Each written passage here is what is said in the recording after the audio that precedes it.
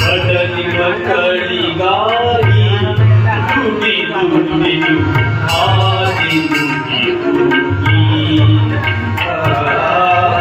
ಬಡಲಿ ಮಕ್ಕಳಿಗಾಗಿ ದುಡಿದು ದುಡಿದು ಹಾದಿದು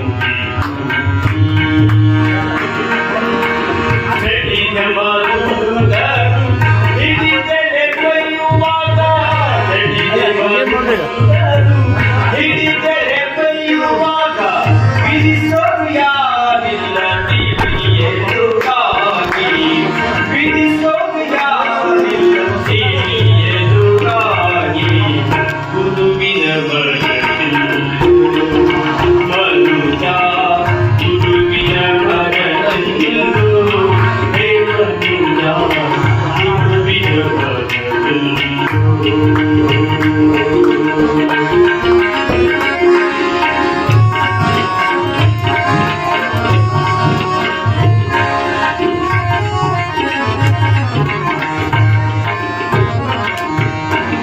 ಕಾಯಕ್ಕೆ ಮೆಚ್ಚಿನಿಲ್ಲೋ ಕಾಯದ ಮಾಯವತಿನಿಲ್ಲೋ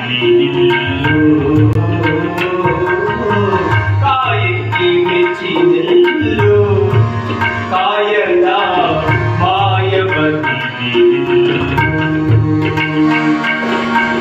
ಸಾಯಿನ ಮುಕ್ತ ಆಯಸ ಪಡೆಯುತ್ತ ಸಾಯಿನ ಮುಕ್ತ ಆಯಸ ಪಡೆಯುತ್ತ ಬಾಯಿ ತೆರೆದು ಬ್ರಹ್ಮನಾದೆ ಬಾಯಿ ತೆರೆದು ಬ್ರಹ್ಮನಾದೆ ಗುರುವಿನ ಬರಲಿಲ್ಲೋ ಮನುಜ ಗುರುವಿನ ಬರಲಿಲ್ಲೋ ಹೇ ಮನುಜ ಗುರುವಿನ ಬರಲಿಲ್ಲೋ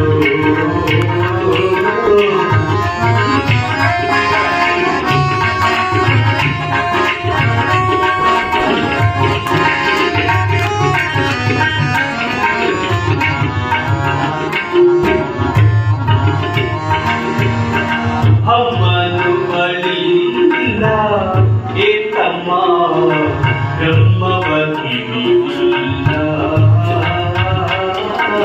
ಅಮ್ಮನು ಬಳಿಯಿಲ್ಲ ಮನಸ್ಸಿನ ಬ್ರಹ್ಮವತಿನಿಲ್ಲ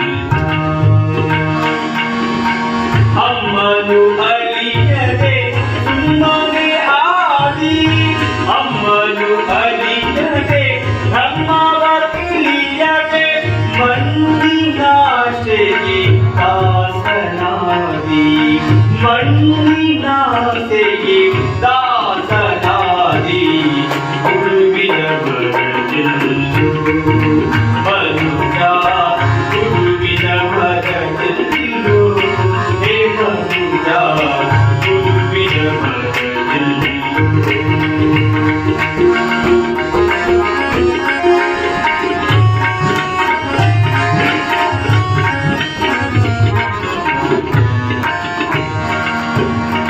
ಕಲ್ಪನೆ ಕಲಿಲ್ಲ ಮನಸ್ಸಿನ ಕಪಟವ ಬಿಡಲಿಲ್ಲ ಕಲ್ಪನೆ ಕಲಿಲ್ಲ ಮನಸ್ಸಿನ ಕಪಟವ ಬಿಡಲಿಲ್ಲ ಕಪಟದ ಶ್ರೀ ಪುರಂದರ ವಿಠಲನ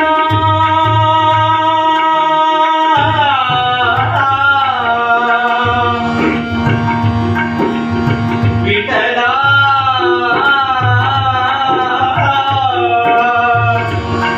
ವಿಠಲ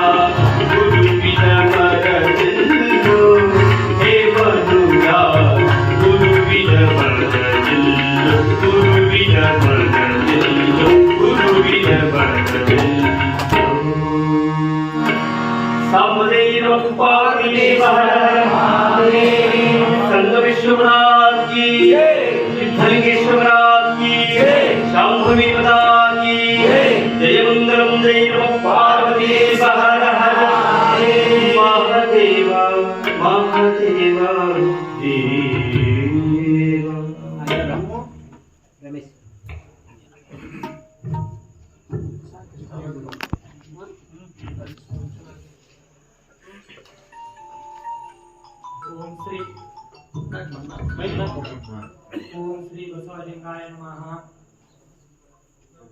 ಹಲವು ಮಾತೇನು ನೀನು ಅಲಿದು ಪಾದವನಿಟ್ಟ ನೆಲವೇ ಸುಕ್ಷೇತ್ರ, ಜಲವೇ ಪಾವನ ತೀರ್ಥ, ಸುಲಭ ಶ್ರೀ ಗುರುವೇನಿಗೆ ಕೃಪೆಯಾಗು ಎಂಬ ಶರಣರ ವಾಣಿಯಂತೆ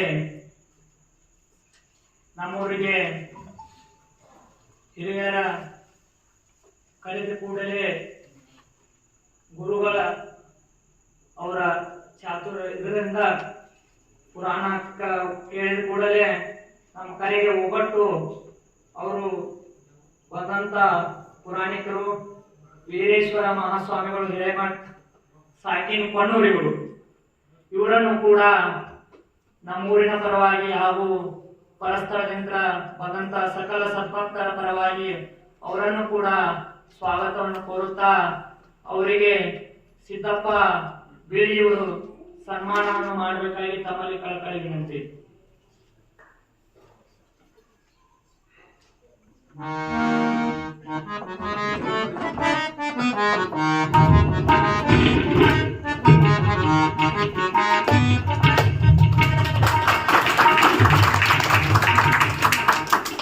ತಮ್ಮದೇ ಆದ ಚಾಪನ್ನು ನುಡಿಸಲಿಕ್ಕೆ ಬಂದಂತ ಖ್ಯಾತ ಸಂಗೀತ ಸೇವೆಯನ್ನು ಮಾಡಿರ್ತಕ್ಕಂಥ ಪಂಪಾಪತಿ ಬಳ್ಳಾರಿ ಇವರನ್ನು ಕೂಡ ನಮ್ಮೂರಿನ ಪರವಾಗಿ ಹಾಗೂ ಪರಸ್ಥಳದಿಂದ ಬಂದಂತ ಸದ್ಭಕ್ತರ ಪರವಾಗಿ ಅವರಿಗೆ ಸ್ವಾಗತವನ್ನು ಕೋರುತ್ತಾ ಅವರನ್ನು ಕೂಡ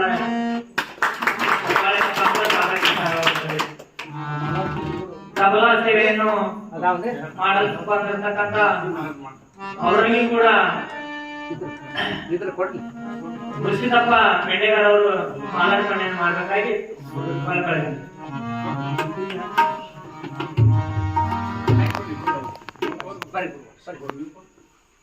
ತಬಲಾ ಸೇವೆ ಮಾಡಲು ಬಂದಿರತಕ್ಕಂತ ಸುಧಾಕರ್ ಬಳ್ಳಾರಿ ಅವರಿಗೆ ನಮ್ಮೂರಿನ ಗುರುಗಳಿಂದ ಮಾಲಾರ್ಪಣೆ.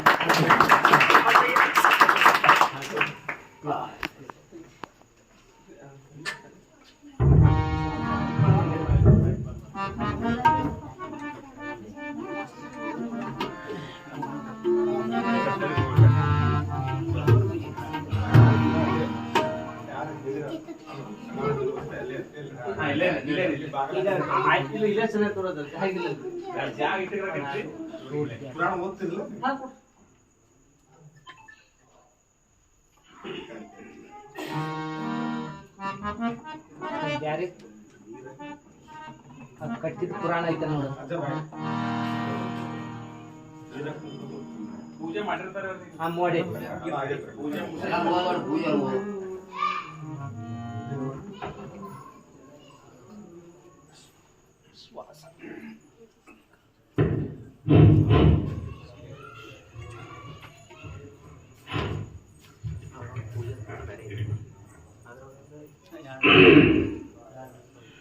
जय मंगलम जय नमः पार्वतीश्वर श्रीमज्जगद्गुरु पंचाचार्य महाराज की जय। सद्गुरु संगन बसवेश्वर महाराज की जय। सद्गुरु साधु संत महाराज की जय। जय मंगलम जय नमः पार्वतीश्वर श्लोक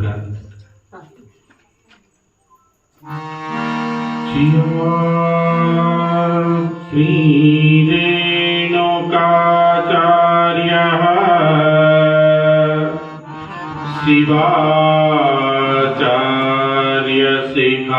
शिवाचार्यशिखामणिः यो वीरशैव सिद्धान्तम्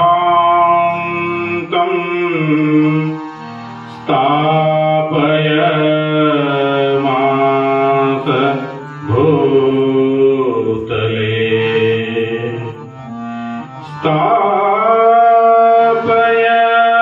स्थापयमास भूतले। गुरु ब्रह्मा गुरुर्विष्णुः गुरुदेवो महेश्वरः गुरु साक्षात् परब्रह्मः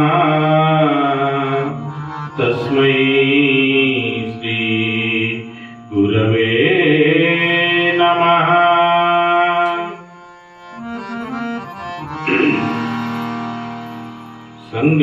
संगमेश्वर बाल शिवयोगी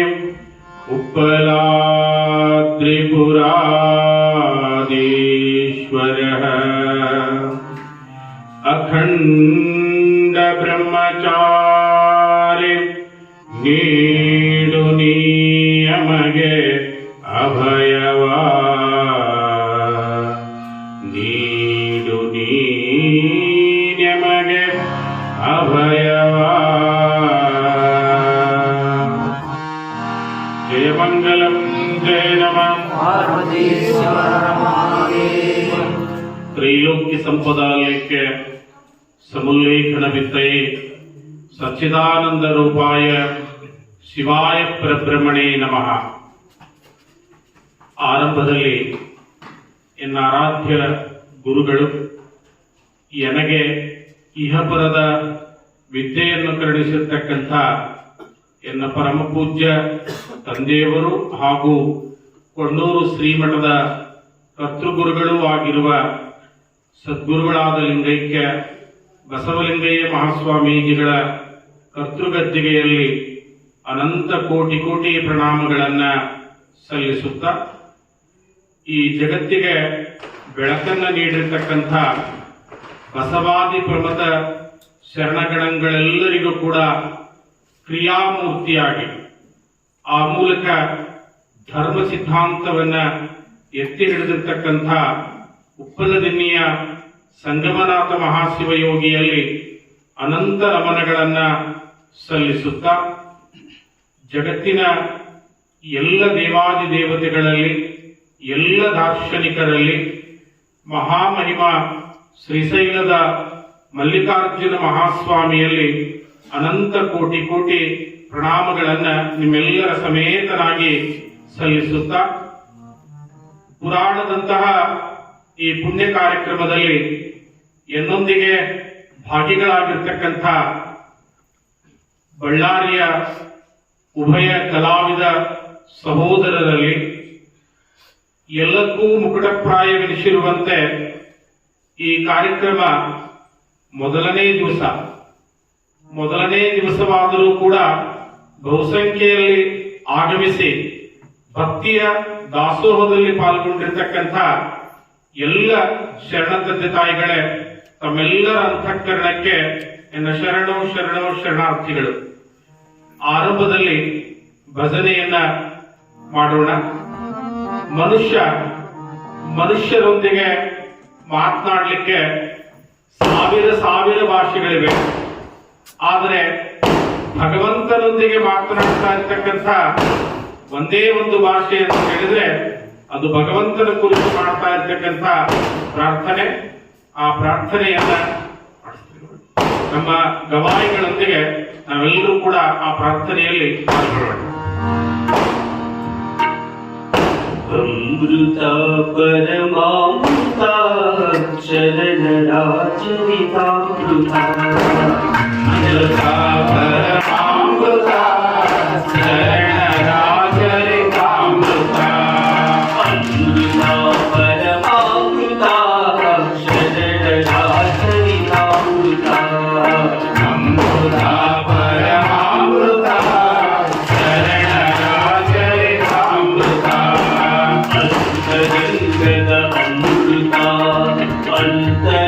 ಅಂತರನುಭವದಮೃತ ಅಂತರಂಗದ ಅಮೃತ ಅಂತರನುಭವದಮೃತ ಅಮೃತ ಪರಮಾಮೃತ ಶರಣರಾಜರಿತಾಮೃತ ಅಮೃತ ಪರಮಾಮೃತ ಶರಣರಾಜರಿತಾಮೃತ ನೀತಿ ಪ್ರೀತಿ ಭಾವ ಭಕ್ತಿ ಸುರಿಸುವ ಕರುಣಾಮೃತ ಪ್ರೀತಿ ಪ್ರೀತಿ ಭಾವ ಭಕ್ತಿ ಸುರಿಸುವ ಕರುಣಾಮೃತ ನೀತಿ ಪ್ರೀತಿ ಭಾವ ಭಕ್ತಿ ಸುರಿಸುವ ಕರುಣಾಮೃತ ಪ್ರೀತಿ ಪ್ರೀತಿ ಭಾವ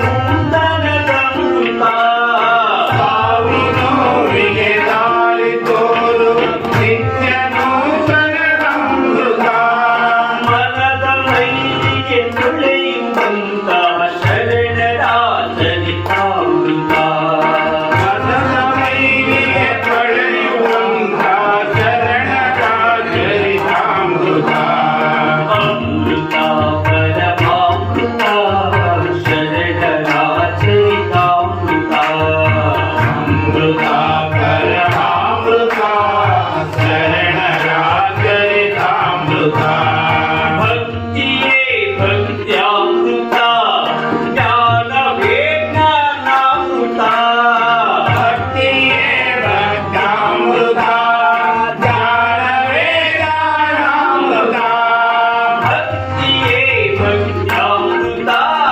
ಜ್ಞಾನವೇ ಜ್ಞಾನಾಮೃತ ಭಕ್ತಿಯೇ ಭಕ್ತಾಮೃತ ಜ್ಞಾನವೇ ಜ್ಞಾನಾಮೃತ ಭಕ್ತಿ ಜ್ಞಾನ ವೈರಾಗ್ಯದ ಶರಣರ ಚರಿತಾಮೃತ ಜ್ಞಾನ ವೈರಾಗ್ಯದ ಶರಣರ ಚರಿತಾಮೃತ ಅಮೃತ ಪರಮಾಮೃತ ಶರಣರ ಚರಿತಾಮೃತ ಅಮೃತ ಪರಮಾಮೃತ ಶರಣರ ಚರಿತಾಮೃತ ಶರಣರ ಚರಿತಾಮೃತ ಶರಣರ ಚರಿತಾಮೃತ ಶರಣರ ಚರಿತಾಮೃತ ಸಾಂಬದೈವಂ ಪಾರ್ವತೀಶ್ವರ ಮಹಾದೇವ ಸರ್ವೇಶ್ವರಾಂಗಿ ಹಲವು ಮಾತೇನು ನೀನೊಲಿದು ಪಾದವನಿಟ್ಟ ನೆಲವೆ ಸುಕ್ಷೈತ್ರ ಜಲವೆ ಪಾವನ ತೀರ್ಥ ಸುಲಭ ಶ್ರೀ ಗುರುವೆ ಕೃಪೆಯಾಗು. ಆರಂಭದಲ್ಲಿ ಸಂಗಮನಾಥನ ಶ್ರೀ ಸಾನ್ನಿಧ್ಯದಲ್ಲಿ ಅನಂತ ಕೋಟಿ ಕೋಟಿ ಪ್ರಣಾಮಗಳನ್ನ ಸಲ್ಲಿಸುತ್ತಾ ಆರಂಭದ ದಿವಸ ಇದು ಕಲಾವಿದರಿಗೂ ನಮಗೂ ಕೂಡ ವೇದಿಕೆ ಮೇಲೇನೆ ಪರಸ್ಪರ ಮುಖದರ್ಶನ ಆಗಿರೋದ್ರಿಂದ ಈ ಮೊದಲು ಅವರು ನಾವು ಇಲ್ಲಿ ಕೂಡದೇ ಇರೋದ್ರಿಂದ ಆರಂಭದ ದಿವಸದಲ್ಲಿ ಸ್ವಲ್ಪ ವ್ಯತ್ಯಾಸಗಳು ಆಗಿರಬಹುದು. ಸಂಗಮನಾಥನ ಈ ಮಹಾಪುರಾಣಕ್ಕೆ ಸುಮಾರು 4-5 ವರ್ಷಗಳ ಹಿಂದೆ ಉಪ್ಪಲದಿನ್ನಿಯ ಸದ್ಭಕ್ತರು ಬಂದು ನಮ್ಮನ್ನು ಕಂಡಾಗ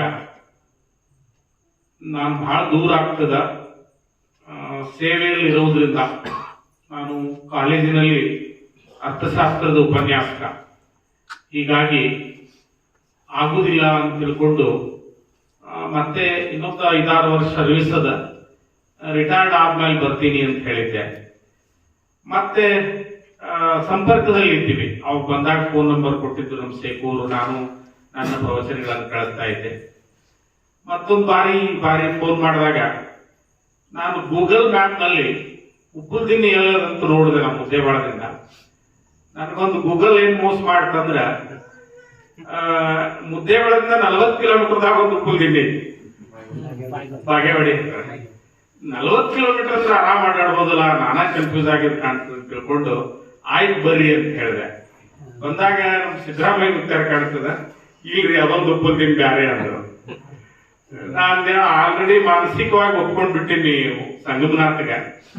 ಇಷ್ಟೆಲ್ಲ ಜನ ಬಂದಾರ, ಅವನೇ ಹೆಂಗ್ ಮಾಡ್ತಾನೆ ಮಾಡ್ಲಿ ಅಂತ ತಿಳ್ಕೊಂಡು ಅವನ ಮೇಲೆ ನಾನು ಭಾರ ಹಾಕಿ, ನೀವ್ ಹೆಂಗ್ ಸಂಗಮನಾಥಗ್ ಬೇಡ್ಕೊಂಡು ಏನೆಲ್ಲ ಸಂಕಲ್ಪಗಳನ್ನ ಪಡ್ಕೊಂಡಿರಲ್ಲ, ನೀನ ಅಡ್ಡಾಡ್ಸಪ್ಪ, ಹೆಂಗಾರ ಒಂದು 10-12 ಲೀವ್ ಅದಾವು, ಏನ್ ಮಾಡ್ತೀವಿ ಮಾಡಿ. ಇವತ್ತು ಶ್ರಾವಣ ಬಹಳ ಸಮೀಪದಾಗ ಆತು, ಲೀವ್ ಖರ್ಚು ಆಗ್ಲಿಲ್ಲ, ನಿನ್ ಸಲಾಗ ಉಳ್ದಾವ್ ಕಾಣ್ತದವು ಅಂತ ತಿಳ್ಕೊಂಡು ಒಪ್ಕೊಂಡು ಬಂದದ್ದ.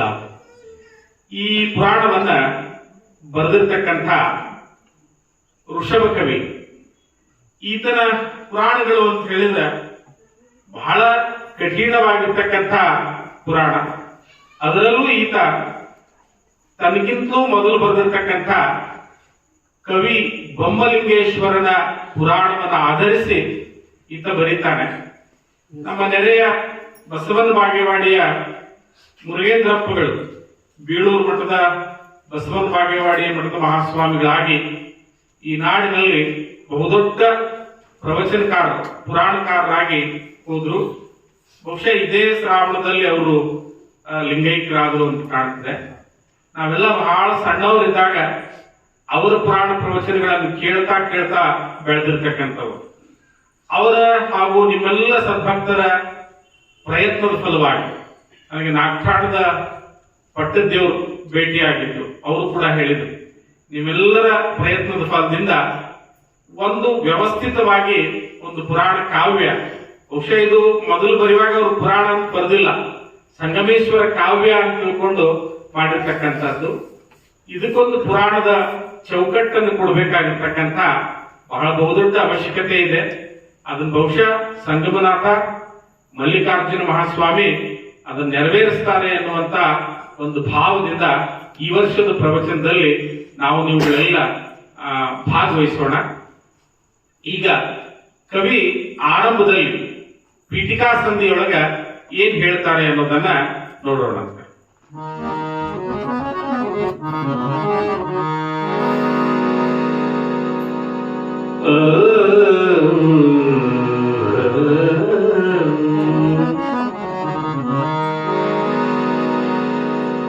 ಶ್ರೀ ಗುರು ವಿಸದಾನಂದ ಸಕಲ ನಿಷ್ಕಲ ರೂಪವೇ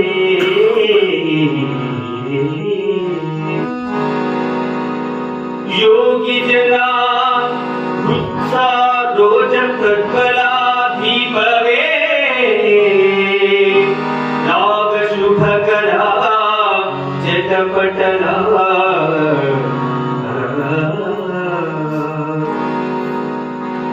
ಶೋಭಿತ ಮೌಢಿ ಎನ್ನುತ್ತಾ ವೃತ್ತರಂಗಳಿ ನಾಗಪತಿ ಮುಕುಂದ ಮಂದಾರ ಹಿತ ನಾಗವಧು ರವಿ ಶಶಿ ಪ್ರಭಾಷಣ ನಯನಾ ನಾಗೇಶ್ವರ ಸಂಗಮೇಶ್ವರ ಲಿಂಗ ಕರುಣಾತರಂಗ ಪಾಲಿಸು ಪಾಲಿಸು ಭಕ್ತರಂಗಣಂ ಪಾಲಿಸು ಸಂಗಮೇಶ್ವರಂ ಸಾಂಬರೈವ ಪಾರ್ವತೀಶ್ವರ ಮಹಾದೇವ ಸಂಗಮೇಶ್ವರಾಜ್ ಕಿ ಜೈ. ಪುರಾಣ ಪರಂಪರೆಗೆ ನಾವು ಬಂದಾಗ ವ್ಯಾಸನನ್ನ ಸ್ಮರಿಸಬೇಕಾಗ್ತದೆ. ಬಹುಶಃ ಈ ಜಗತ್ತಿಗೆ ಪುರಾಣದಂತಹ ಪರಂಪರೆಯನ್ನ ಕೊಟ್ಟಿರ್ತಕ್ಕಂಥವನು ವ್ಯಾಸ. ಆತನ 18 ಪುರಾಣಗಳನ್ನ ನೋಡಿದಾಗ ಆ ಪುರಾಣಗಳೆಲ್ಲವೂ ಪ್ರಾರಂಭವಾಗುವುದು ಕೈಲಾಸದಿಂದ. ಕೈಲಾಸದಲ್ಲಿರ್ತಕ್ಕಂಥ ಭಗವಂತನ ಕಲ್ಯಾಣದಿಂದ ಆರಂಭವಾಗ್ತಾ ಇರ್ತಕ್ಕಂಥ ಪುರಾಣಗಳು. ತದನಂತರದಲ್ಲಿ ಅನೇಕ ಜೈನ ಕವಿಗಳು ಬರ್ತಾರೆ, ಬೇರೆ ಬೇರೆ ಕವಿಗಳು ಬಂದರೂ ಕೂಡ ನಮಗೆ ಬಹಳ ಅವಶ್ಯಕವಾಗಿ ಚರ್ಚಿಸಬೇಕಾಗಿರ್ತಕ್ಕಂಥದ್ದು 12ನೇ ಶತಮಾನದ ಶರಣರ ಪುರಾಣಗಳನ್ನ ನೋಡಿದಾಗ. ಈ ಪುರಾಣಗಳನ್ನು ಬರೆದಿರ್ತಕ್ಕಂಥ ದ್ಯಾಂಪುರದ ಚಂದ ಕವಿಗಳಾಗಿರ್ಬೋದು, ಅನೇಕ ಜನ ಕವಿಗಳು ಈ ಪುರಾಣ ಕಾವ್ಯವನ್ನು ಬರೆಯುವಾಗ ಅವರು ಕೂಡ ವ್ಯಾಸನ ಪರಂಪರೆಯನ್ನೇ ಅನುಸರಿಸ್ತಾರೆ. ಮೊನ್ನೆ ನಾವೆಲ್ಲ ದಸರಾ ಮುಗಿಸಿದ್ದೀವಿ. ದೇವಿ ಪುರಾಣದ ಚಿದಾನಂದ ಅವಧೂತರು ಆ ಪುರಾಣವನ್ನು ಬರೆದಿರ್ತಕ್ಕಂಥದ್ದನ್ನ ಅಥವಾ ತಾವು ಕೇಳಿದಾಗ ಅಲ್ಲಿ ಕೂಡ ಚಿದಾನಂದ ಅವಧೂತರು ಪುರಾಣವನ್ನು ಹೇಗೆ ಆರಂಭಿಸ್ತಾರೆ ಅಂತ ಹೇಳಿದ್ರೆ, ಹಾಗೆ ಋಷಭ ಕವಿ ಈ ಪುರಾಣವನ್ನು ಆರಂಭಿಸಿದ್ನಲ್ಲ, ಆ ಎಲ್ಲ ಪುರಾಣಿಕರು ಪುರಾಣವನ್ನ ಕೈಲಾಸದಿಂದ ಆರಂಭಿಸಿದ್ರೆ, ಈ ಋಷಭ ಕವಿ ಈ ಪುರಾಣವನ್ನ ಗುರುವಿನ ವರ್ಣನೆಯಿಂದ ಆರಂಭಿಸ್ತಾನೆ. ಅಂದ್ರ ಪರಮಾತ್ಮ ಪರಮಾತ್ಮನ ದರ್ಶನ ಮಾಡ್ಲಿಕ್ಕೆ ಯಾರು ಕಾರಣರು ಅಂತ ಹೇಳಿದ್ರೆ ಗುರುವೇ ಕಾರಣ. ಅದಕ್ಕೆ ಮೊದಲು ಗುರುವನ್ನ ಸ್ಮರಿಸಿ ನಂತರ ಪರಮಾತ್ಮನನ್ನ ಸ್ಮರಿಸೋಣ ಅನ್ನುವಂತ ಭಾವ ಬಹುಶಃ ವೃಷಭ ಕವಿದಾಗಿರಬಹುದು. ಯಾವ ರೀತಿ ಚಿದಾನಂದ ಅವಧೂತರು ತಮ್ಮ ಗುರುವನ್ನ ಸ್ಮರಣೆ ಮಾಡಿದ್ರಲ್ಲ ಆ ರೀತಿಯಾಗಿ. ಆಮೇಲೆ ಚಿದಾನಂದ ಅವಧೂತರು ನೇರವಾಗಿ ತಮ್ಮ ಗುರುವಿನ ಹೆಸರನ್ನು ತಗೊಂಡು ವರ್ಣಿಸ್ತಾರೆ. ಇಲ್ಲಿ ವೃಷಭ ಕವಿ ಇಂಥ ಜಾಣತನ ಮಾಡಿದಾನಲ್ಲ, ಮೂಲ ಪುರಾಣ ಪರಂಪರೆಗೂ ಕೂಡ ಧಕ್ಕೆ ಮಾಡಿಲ್ಲ, ತನ್ನ ಒಂದು ಗುರುವಿನ ಸ್ಮರಣೆಯನ್ನು ಕೂಡ ಧಕ್ಕೆ ಮಾಡಿಲ್ಲ. ಆತ ಗುರುವನ್ನ ಯಾರಲ್ಲಿ ಗುರುತ್ವವನ್ನು ಕಂಡ ಅಂತ ಹೇಳಿದ್ರೆ ಸಾಕ್ಷಾತ್ ಪರಮಾತ್ಮನಲ್ಲಿಯೇ ತನ್ನ ಗುರುತ್ವವನ್ನು ಕಂಡ. ಬಹಳ ವಿಚಿತ್ರ ಅನಿಸ್ತು. ವೃಷಭ ಕವಿ 12ನೇ ಶತಮಾನದ ನಂತರದಲ್ಲಿ ಬರ್ತಾ ಇರ್ತಕ್ಕಂಥ ಕವಿ. ಈತ ಬಸವಾದಿ ಪ್ರಮುಖರ ಒಂದು ಪ್ರಭಾವಕ್ಕೆ ಬೆಳಗಾಗಿರ್ತಕ್ಕಂಥವನು. ಈತ ಬರೆದಿರ್ತಕ್ಕಂಥ ಬೇರೆ ಬೇರೆ ಪುರಾಣಗಳನ್ನ ನಾನು ನೋಡಿದ್ದೀನಿ. ಆ ಎಲ್ಲ ಪುರಾಣಗಳಲ್ಲಿ ತನ್ನ ಗುರುವನ್ನ ವರ್ಣಿಸಿದ್ದಾನೆ. ಆದ್ರೆ ಈ ಪುರಾಣದಲ್ಲಿ ಮಾತ್ರ ಗುರುವನ್ನ ಪರಮಾತ್ಮ ರೂಪದಲ್ಲಿ ಯಾಕೆ ಕಂಡ ಅಂತ ಹೇಳಿ ಮುಂದಿನ ಅಧ್ಯಾಯಗಳನ್ನು ಹೋದಾಗ ಬಹುಶಃ ಒಂದು 10-12 ಅಧ್ಯಾಯಗಳನ್ನು ಓದಿದಾಗ ನನ್ನ ಅರಿವಿಗೆ ಏನ್ ಬಂತು ಅಂತ ಹೇಳಿದ್ರೆ, ಸಂಗಮನಾಥನ ಗುರು ಯಾರು ಅಂತ. ಸಂಗಮನಾಥ ಈ ಭೂಮಿಗೆ ಬಂದಾಗ ಶ್ರೀಶೈಲದ ಮಲ್ಲಿಕಾರ್ಜುನನನ್ನ ತನ್ನ ಗುರುವಾಗಿ ಸ್ವೀಕಾರ ಮಾಡ್ಕೊಳ್ತಾನೆ. ಆದ್ರೆ ಕೈಲಾಸದಿಂದ ಭೂಮಿಗೆ ಬರುವಾಗ ಆತನ ಗುರು ಯಾರಂದ್ರೆ ಸಾಕ್ಷಾತ್ ಪರಮಾತ್ಮನೇ ಆತನ ಗುರು, ಅಥವಾ ಪರಮಾತ್ಮನ ಅಂತರಂಗದೊಳಗೆ ಆಸೀನನಾಗಿರ್ತಕ್ಕಂಥವನೇ ಯಾರು ಅಂತ ಹೇಳಿದ್ರೆ ಸಂಗಮನಾಥನಾಗಿರೋದ್ರಿಂದ ವೃಷಭ ಕವಿ ಕೇವಲ ವೃಷಭ ಕವಿಯಾಗಿ ಈ ಪುರಾಣವನ್ನು ಬರೀಲಿಲ್ಲ, ತಾನೇ ಸಂಗಮನಾಥನಾಗಿ ಈ ಪುರಾಣವನ್ನ ಬರಿತಾ ಹೋಗ್ತಾನೆ. ಹೀಗಾಗಿ ಈ ಕಾವ್ಯ, ಅದರಲ್ಲೂ ಬಹುಶಃ ಕನ್ನಡವನ್ನು ಕಲ್ತಿರ್ತಕ್ಕಂಥವ್ರು ಇರಬಹುದು. ನನ್ನ ಕನ್ನಡದ ಪರಿಚಯ ಹೇಳ್ತೀನಿ ನಿಮ್ಗ. ನಾನು SSLC ವರೆಗೆ ಮಾತ್ರ ಕನ್ನಡವನ್ನು ಓದಿದ್ದೇನೆ.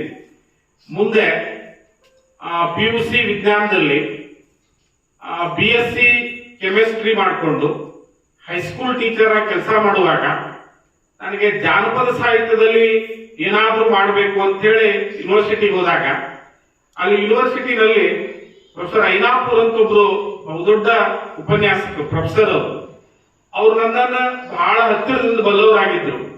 ಅವ್ರು ಹೇಳಿದ್ರು, ನೀನ್ ಕನ್ನಡ MA ಮಾಡಿ ಏನ್ ಮಾಡವ, ನೀನು 14 ವರ್ಷ ಇರ್ಬೇಕಾಗಿ ಕನ್ನಡವನ್ನು ಓದ್ಕೊಂಡು ಬಂದಿದ್ದಿ, ಬಹುಶಃ ಯೂನಿವರ್ಸಿಟಿನಲ್ಲಿ ಹೋದ್ರ ನೀವ್ ಓದ್ಕೊಂಡಷ್ಟು ಅಲ್ಲಿ ಕನ್ನಡ ಓದಿಲ್ಲ, ಅದಕ್ಕ ನೀ ಕನ್ನಡದಾಗ ಮಾಡಕ್ ಹೋಗ್ಬೇಡ, ಎಕನಾಮಿಕ್ಸ್ ನಲ್ಲಿ ಅರ್ಥಶಾಸ್ತ್ರದಲ್ಲಿ PG ಮಾಡು ಅಂದ್ರು.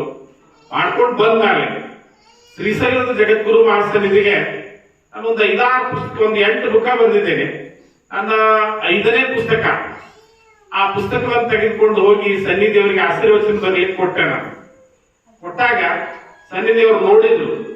ನೋಡಿ ಅದೇ ತಾನೇ ಕರ್ನಾಟಕದಲ್ಲಿ ಒಂದು ವಿಚಿತ್ರ ವಿದ್ಯಮಾನ ಆರಂಭ ಆಗಿತ್ತು. ಆ ವಿದ್ಯಮಾನದ ಕುರಿತು ಚರ್ಚೆ ಮಾಡ್ಲಿಕ್ಕೆ ನನ್ನ ಜೊತೆ ನಾನು ಬುದ್ಧಿಜೀವರಿಗೆ ಮತ್ತೊಂದ್ಸಲ ಎದ್ದು ನಿಂತು ಸಾಷ್ಟಾಂಗ ನಮಸ್ಕಾರ ಮಾಡಿ 2 ಹೆಜ್ಜೆ ಹಿಂದಕ್ಕೆ ಸರ್ ಕುಂತ್ಯ. ನಗ್ಲಿಕ್ಕತ್ತು. ಯಾಕ ಅಂದ್ರು, ಇಲ್ರಿ ಬುದ್ಧಿ, ನನ್ಗೆ ಆ ವಿಷಯವಾಗಿ ಮಾತಾಡ್ಲಿಕ್ಕೆ ಅಭಿರುಚಿ ಇಲ್ಲ ಅಂತ ಹೇಳಿದೆ ನಾನು. ಯಾಕ ನಿಮ್ಮಂತ ಚಿಂತಕರು ಹಿಂಗ್ ಮಾಡಿದ್ರೆ ಹೆಂಗ, ಯಾಕೆ ಅಭಿರುಚಿ ಇಲ್ಲ? ಹೌದು, ನೀವು ಯಾವುದನ್ನ ಒತ್ತು ಕೊಟ್ಟು ಹೇಳ್ತೀರಲ್ಲ ಆ ದಿಸೆಯಲ್ಲಿ ನಿಮ್ ಕೆಲಸ ಏನದ ಅಂತ ಕೇಳಿದೆ ನಾನು. ಅರ್ಥಾತ್ ಪುರುಷ ಮುಚ್ಚಿ ಹೇಳೋದಾಗ ಅರ್ಥಿಲ್ಲ. ಅನೇಕ ಶಿವಾಚಾರ್ಯ ಮಠಗಳಲ್ಲಿ ನೀವು ಪಂಚಾಚಾರ್ಯ ಮಹಾರಾಜ್ ಕಿ ಜೈ ಅಂತ ಹೇಳಿ ಜಯಘೋಷ ಹಾಕ್ತೇವೆ, ಆದ್ರೆ ಪಂಚ ಆಚಾರ್ಯರ ಪುರಾಣಗಳು ನಿಮ್ಮಲ್ಲಿ ಎಲ್ಲದಾವು. ನಾವು ಮತ್ತೆ ಬಸವಾದಿ ಪ್ರಮುಖರ ಪುರಾಣಗಳನ್ನೇ ಪಾರಾಯಣ ಮಾಡಬೇಕು, ಪ್ರವಚನ ಮಾಡಬೇಕು ಅಂತ ಹೇಳಿದಾಗ 1-2-3 ಉದಾಹರಣೆ ಕೊಟ್ಟು ನಾನು ಅವ್ರಿಗೆ ಕೇಳಿದೆ, ಶ್ರೀಶೈಲದ ಮಲ್ಲಿಕಾರ್ಜುನ ಮಹಾಸ್ವಾಮಿ ಪುರಾಣ ಐತೋ ಯಾಕೋ ಅಂತ ಕೇಳಿದೆ ನಾನು. ಇಲ್ಲ, ಹಿಂದೇನೋ ತೆಲುಗಿನೊಳಗೆ ಇತ್ತಂತ, ಪಂಡಿತಾರಾತ್ರು ವಾಗೀಶ್ ಪಂಡಿತಾರಾತ್ರು ಅದನ್ನ ಕನ್ನಡಕ್ಕೆ ಅನುವಾದ ಮಾಡ್ಬೇಕನ್ನುವಷ್ಟರಲ್ಲೇನೆ ಆ ಪುರಾಣ ಸಿಗಲಿಲ್ಲ, ಹಾಗ ಹೋತು ಅಂತ ಹೇಳಿ ಈ ಸದ್ಯ ಇರ್ತಕ್ಕಂಥ ಸಿದ್ದರಾಮ ಶಿವಾಚಾರ್ಯ ಮಹಾಸ್ವಾಮೀಜಿಗಳು ಹೇಳಿದ್ರು. ಹೇಳಿದಾಗ ಮತ್ತೆ ನಾವೇನ್ ಮಾಡೋಣ್ರಿ, ನಮ್ ಕೈಯಾಗ ಕೊಟ್ರ ನಾವು ಅವೇ ಪುರಾಣ ಹೇಳ್ಬೇಕಲ್ಲ, ನಿಮ್ ಪುರಾಣಗಳು ಇಲ್ಲಲ್ಲ ಅಂತ ಹೇಳಿದ್ರು ನಾನು. ಅವಾಗ ಸನ್ನಿಧಿ ಹೇಳಿದ್ರು, ನೀ ಯಾಕೆ ಮಲೈನ ಪುರಾಣ ಬರಿಬಾರದು ಅಂದ್ರೆ ನನಗೆ ಬುದ್ಧಿ, ನಾನು ಕನ್ನಡವನ್ನ ವ್ಯಾಕರಣಬದ್ಧವಾಗಿ ಓದ್ಕೊಂಡವನಲ್ಲ. ನವ್ಯ ಕಾವ್ಯವನ್ನು ಸಾಕಷ್ಟು ಬರೀತೀನಿ. ಆದ್ರೆ ವೀರಶೈವ ಸಾಹಿತ್ಯದಲ್ಲಿ ಯಾವುದೇ ಒಂದು ಪುರಾಣ ಆಗ್ಬೇಕಾದ್ರೆ ಷಟ್ಪದಿಗಳಲ್ಲಿ ಅನೇಕ ವಿಧಗಳದಾವ. ಇತ್ತೀಚಿನವ್ರು ನಾವೆಲ್ಲ ಭಾಮಿನಿಯಲ್ಲಿ ಬರಿತೀವಿ. ಆದ್ರೆ ವೀರಶೈವ ಸಾಹಿತ್ಯ ವಾರ್ತಿಕದಲ್ಲೇ ಇರಬೇಕು ಅಂತ ಹೇಳಿ ಹರಿಹರ ಒಂದ್ ಕಡೆ ಹೇಳ್ತಾರೆ.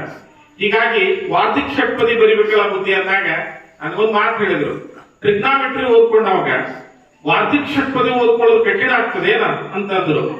ಅಂದಾಗ ಪಕ್ಕದಲ್ಲಿ ನಿಮ್ಮ ಈ ಬಸವನ ಬಾಗೇವಾಡಿಯಿಂದ ಬರುವಾಗ ಮೊದಲೇ ಊರ ಹತ್ತದ ಯಾವ ಜೈನಾಪುರ ಸ್ವಾಮಿಗಳಿದ್ರು. ಅವ್ರು ಸುಮ್ ಕೂಡಲಿಲ್ಲ, ಬುದ್ಧಿ ನೀವು ಅವ್ರ ಮಸ್ತಕದ ಮೇಲೆ ಹಸ್ತ ಇಟ್ಟು ಆಶೀರ್ವಾದ ಮಾಡ್ಬಿಡ್ರಿ, ಹಿರೇಮಠರು ಬರೀತಾರ ಅಂದ್ರು. ಸದಿತಿ ತಲೆಮ್ಯಾಲ ಕೈ ಹಸ್ತ ಇಟ್ಟು ಆಶೀರ್ವಾದ ಮಾಡಿ ಮಲೈನ ಪುರಾಣ ಬರೀ ನೀವು ವಾರ್ತಿಕ ಷಟ್ಪದಿ ಒಳಗಂದ್ರು. ಮತ್ತೊಂದು 3 ತಿಂಗಳು ಮೈಸೂರಿನ ಒಬ್ಬರ ಬ್ರಾಹ್ಮಣರ ಹತ್ರ ವಾರ್ತಿಕ ಷಟ್ಪದಿನ ಟ್ಯೂಷನ್ ಹೇಳ್ಕೊಂಡೆ ಆನ್ಲೈನ್ ದಲ್ಲಿ. ಬರ್ತಿತ್ತು ನೋಡಿದ್ರೆ, ಆದ್ರೂ ಹಾಗಲ್ಲ, ನೇರವಾಗಿ ಹೋಗ್ಬಾರ್ದು, ಪ್ರತಿಯೊಂದಕ್ಕೆ ಗುರು ಇರ್ಬೇಕು ಅಂತ ತಿಳ್ಕೊಂಡು ಹೇಳಿದಾಗ ಎಲ್ಲಾ ಷಟ್ಪದಿಗಳಲ್ಲಿ ಬಹಳ ಕಠಿಣವಾಗಿರ್ತಕ್ಕಂಥ ಷಟ್ಪದಿ ಅಂತ ಹೇಳಿದ್ರೆ ಭಾಮಿನಿ ಬಹಳ ಸರಳ, ಆದ್ರೂ ವಾರ್ತಿಕ ಬಹಳ ಕಠಿಣವಾಗಿರ್ತಕ್ಕಂಥದ್ದು. ಅಂಥ ವಾರ್ತಿಕ ಷಟ್ಪದಿಯಲ್ಲಿ ಈ ಉಪ್ಪಲದಿನಿಯ ಸಂಗಮನಾಥ ಚರಿತ್ರೆಯನ್ನ ಋಷಭ ಕವಿಗಿಂತಲೂ ಪೂರ್ವದಲ್ಲಿ ಒಬ್ಬರು ಕವಿಗಳು ಬರೀತಾರೆ. ಅದನ್ನೇ ಆಧರಿಸಿ ಈ ಋಷಭ ಕವಿ ಬರೀತಾರೆ. ಈಗ ಬರೆಯುವಾಗ ಗುರುವನ್ನು ಕುರಿತು ಯಾಕೆ ಹೇಳ್ದ ಅನ್ನುವಂಥ ಚರ್ಚೆನೆ ಇವತ್ತಿನ ಆರಂಭದ ಇರಲಿ. ಆರಂಭ ಬಹಳ ಅಲ್ಪವಾಗಿರ್ಬೇಕಂತ, ಆರಂಭವೇ ಬಹಳ ದೀರ್ಘ ಆಗ್ಬಿಡ್ತಪ್ಪ ಅಂತಂದ್ರ ಎಲ್ಲೋ ಮನಸ್ಸಿಗೆ ಬೇಜಾರ ಆಗಬಾರ್ದು ಅನ್ನೋ ಕಾರಣಕ್ಕೆ ನೇರವಾಗಿ ನಾವು ಗುರುವಿನ ವರ್ಣನೆ ಕಡೆ ಬರೋಣ ಅಂತ. ಈ ಮುದುರೂರಿನ ದಾಸಿಮಾರ್ಯ ಒಂದು ವಚನ ಹೇಳ್ತಾನೆ ಗುರುವಿಗೆ ಸಂಬಂಧಪಟ್ಟಾಗ, ಬಹಳ ಚಂದದ. ಉರಿವ ಕೆಂಡದ ಮೇಲೆ ತೃಣವ ತಂದಿರಿಸಿದಡೆ. ಸುಮ್ಮನೆ ಕೇಳ್ಕೊಂತ ಹೋದ್ರೆ ಅರ್ಥ ಆಕೈತಿ. ಉರಿವ ಕೆಂಡದ ಮೇಲೆ ತೃಣವ ತಂದಿರಿಸಿದಡೆ ಆ ತೃಣವ ಕೆಂಡ ನುಂಗಿದಂತೆ. ಆ ತೃಣವ ಕೆಂಡ ನುಂಗಿದಂತೆ ಗುರುವ ಪಾದದ ಮೇಲೆ ಶಿಷ್ಯನೆಂಬ ತೃಣವನಿರಿಸಿದಡೆ ಆತನ ಸರ್ವಾಂಗವೆಲ್ಲ ಲಿಂಗ ಕಾಣ ರಾಮನಾಥ ಅಂತ. ಎಂತ ಚಂದ ಹೇಳ್ತಾನಂದ್ರ, ಇಲ್ಲಿ ತಾಯಂದಿರು ಬಂದಿದ್ದಾರೆ ಪುರಾಣ ಕೇಳಲಿಕ್ಕೆ. ಬಹುಶಃ ಆರಂಭದ ದಿವಸ ಇರೋದ್ರಿಂದ ಸ್ವಲ್ಪ ಜನ ಬಂದಿದ್ದಾರೆ. ನಮ್ಮ ತಾಯಿ ರೊಟ್ಟಿ ಮಾಡುವಾಗ ಹಂಚಿನ ಮೇಲೆ ರೊಟ್ಟಿ ಇರಬೇಕು, ಕಲ್ಲಾಗ ಚಟ್ನಿ ಇರಬೇಕು, ಮಿಳ್ಳಿ ಒಳಗ ಎಣ್ಣೆ ಇರಬೇಕು, ಮುಂದ ಹಿರಿ ಮಗ ಹುಟ್ಟು ಕೂತಿರ್ಬೇಕು. ಈ ಸಂಭ್ರಮ ಈಗ ನೋಡಾಕತ್ತೀವೇನ್ರಿ ನಾವು. ಈಗೇನದಪ್ಪ ಅಂತಂದ್ರ ಕುಕ್ಕರ್ನ್ಯಾಗ ಇಡ್ಲಿ ಇರ್ತದ, ಡೈನಿಂಗ್ ಟೇಬಲ್ ಮೇಲೆ ಮಗ ಕೂತಿರ್ತಾನ. ಆ ಇಡ್ಲಿ ಪುರಾಣ ಎಷ್ಟು ದೊಡ್ಡದ ಅಂತ ಹೇಳಿದ್ರ ಅದು ಯಾವುದಕ್ಕೂ ಬೇಡಾದ ಅಕ್ಕಿ ಅಲ್ರಿ, ಬೇಡವಾದ ಅಕ್ಕಿ. ಆ ಅಕ್ಕಿ ತಗೊಂಡು ಬಂದು ಅದನ್ನು ಒಂದು ರಾತ್ರಿ ಚಂತರ ನೆನೆಸಿ ಅದು ಚುಟು ಅಂದ ಮೇಲೆ ಮಿಕ್ಸರ್ ಹಾಕಿ ಗರ್ರನಿಸಿ ಕುಕ್ಕರ್ ಹಾಕಿ 3 ಸಲ ಸೀಟಿ ಹೊಡಿಸ್ತೀವಿ. ಒಂದೇ ಸಲ ಹೇಳ್ತದ ಯವಾ ಸತ್ಯ ಅಂತ ಹೇಳಿ ಬಿಡ್ತೀನಿ ಹೆಣ್ಮಗಳ ನಿಂದ ಅಂತ ಹೇಳಿ ಮತ್ತೊಂದ್ಸಲ ಸೀಟಿ ಹೊಡಿಸಿ ಆ ಡೈನಿಂಗ್ ಟೇಬಲ್ ಮೇಲೆ ಕೂತು ಮಗನಿಗೆ ಒಯ್ದು ಆ ಇಡ್ಲಿ ಹಾಕಿ ಅದ್ರಾಗ ಒಂದಿಟ್ಟು ಬ್ಯಾಳಿನೂ ಇಲ್ಲದೆ ಇರ್ತಕ್ಕಂಥ ಒತ್ತು ಬೇಳೆ ಹಾಕಿದ್ರೆ ಪಿತ್ತಾಕದ ಅವಾಗ. ಹಿಂಗಾಗಿ ಅಂತ ಸಾಂಬಾರ್ ಉಣಿಸಿ ಅವ ಲಗ್ನ ಆದ 1 ವರ್ಷದಾಗ ಮಕ್ಳು ಅಡಿ ಅಂದ್ರೆ ಹೆಂಗ್ ಹಿಡಿತಾನೆ ಹೇಳ್ರಿ. ಅವೆಲ್ಲ ಎಲ್ಲಿ ಹುಲಾಕತ್ತೇವ ಅಂದ್ರೆ ಈಗ ದವಾಖಾನಿಗೆ ಹುಲಾಕತ್ತೇವ. ಅವು ಹುಟ್ಟು ಮಕ್ಳೆಲ್ಲ ಎಲ್ಲಿ ಹುಟ್ಟಾಕತ್ತೇವ ಅಂದ್ರೆ ದೊಡ್ಡಾಗಾಯ್ಸೆ ಹುಟ್ಟಾಕತ್ತೇವ. ಯಾಕೆ ಪರಿಸ್ಥಿತಿ ಆಗಿದೆ ಅಂದ್ರೆ ನಮ್ಮ ಆಹಾರದ ಪದ್ಧತಿ ತಪ್ಪಿದೆ. ಇಲ್ಲಿ ಈ ಪುರಾಣದಲ್ಲಿ ಉರಿವ ಕೆಂಡದ ಮೇಲೆ ತೃಣವ ತಂದಿರಿಸಿದಡೆ. ಅವ್ವ ರೊಟ್ಟಿ ಮಾಡಾಕತ್ತಾಳ, ಹಂಚಿನ ಮ್ಯಾಲೆ ರೊಟ್ಟಿ ಐತಿ, ಕಲ್ಲಾಗ ಚಟ್ನಿ ಐತಿ, ಮುಂದ ಹಿರಿ ಮಗ ಕುಂತಾನ. ಸಣ್ಣ ಮಗ ಅಲ್ ಬಂತ ಮನಿಗೆ ಆಸ್ತಿ ಆಗ ಹಿರಿ ಮಗ, ಅದಕ್ಕ ಅವ್ನ ಅಷ್ಟು ಪಾಲು ಕೊಡ್ತೀವಿ. ಯಾಕಂದ್ರ ಹಿಂದ್ ಹುಟ್ಟಿದ ಎಲ್ಲಾ ಮಕ್ಕಳು ಹೆಗಲ ಮ್ಯಾಲ ಹೊತ್ತು ಸಾಕ್ತಾನವ. ಹಿರಿ ಅಣ್ಣ ಅಂದ್ರ ಮನಿಗ್ ತಂದಿದ್ದಂಗ ಅಂತ. ಅದಕ್ಕ ಆ ಮಗನನ್ನ ವಿಶೇಷವಾದ ಕಾಳಜಿಯಿಂದ ಯಾರು ನೋಡ್ಕೊಂತಾರಂದ್ರ ತಾಯಿ ನೋಡ್ಕೊಂತಾಳ. ಮಗ ಹುಟ್ಟು ಕೂತದಂತ ಹೇಳಿ ಹಂಚಿನ ಮ್ಯಾಲಿನ ರೊಟ್ಟಿ ಹೊಟ್ಟು ಉಬ್ಬೇಕು. ಹಂಗಾದ್ರೆ ಏನ್ ಮಾಡ್ಬೇಕ್ರಿ? ಏನ್ ಮಾಡ್ತೀವ ಯಾವ ಒಲ್ಯಾಗರ ಕೆಂಡ್ ಇರ್ತೈತಿ, ಹಂಚಿನ ಮ್ಯಾಲ ರೊಟ್ಟಿ ಇರ್ತೈತಿ, ಅದು ರೊಟ್ಟಿ ಹೊಟ್ಟು ಉಬ್ಬೇಕು. ಅವಾಗ ಏನ್ ಮಾಡ್ತೀರಿ ಅಂದ್ರ ಒಂದಿಟ್ಟು ಗ್ವಾರ್ಲಿನ ಚಿಪಾಟಿ ತಂದು ಮಗ್ಳು ಇಟ್ಕೊಂಡಿರ್ತಿದ್ರಿ. ಆ ಚಿಪಾಟಿ ತಂದು ಒಲ್ಯಾಗ ಒಗಿತಿದ್ರಿ, ಅದನ್ನ ಹಾಕ್ತಿದ್ದಿಲ್ಲ, ಶಬ್ದಸೆ ಹಿಂಗ್ ಒಗಿತಿದ್ರಿ. ಯಾವಾಗ ಕೆಂಡದ ಮ್ಯಾಲೆ ಆ ಚಿಪಾಟಿ ಬಿತ್ತು ಭಕ್ತ ತುರಿ ಹತ್ತಿತ್ತು. ಯಾವಾಗ ಭಕ್ತನ ತುರಿ ಹತ್ತದ ಮ್ಯಾಗ ರೊಟ್ಟಿ ಹೊಟ್ಟಿ ಉಬ್ತಿತ್ತು. ಈಗ ಆ ರೊಟ್ಟಿನೂ ಬಿಡೋಣ, ಈ ಕೆಂಡದ ಕಡೆ ಬರೋಣ ಅಂತ. ನೀವು ಕೆಂಡದ ಮ್ಯಾಲ ಒಗೆದಿದ್ದು ತೃಣ. ತೃಣ ಅಂದ್ರೆ ಏನ್ರಿ? ಕಸ. ಕಸ ಅಂದ್ರೆ ಏನು? ಚಿಪಾಟಿ. ಆ ಚಿಪಾಟಿ ಒಗೆದಿರಿ. ಚಿಪಾಟಿ ಒಗ್ಯಾಗ ಅದ್ರ ಬಾಂಡ್ ಹೆಂಗಿತ್ತು?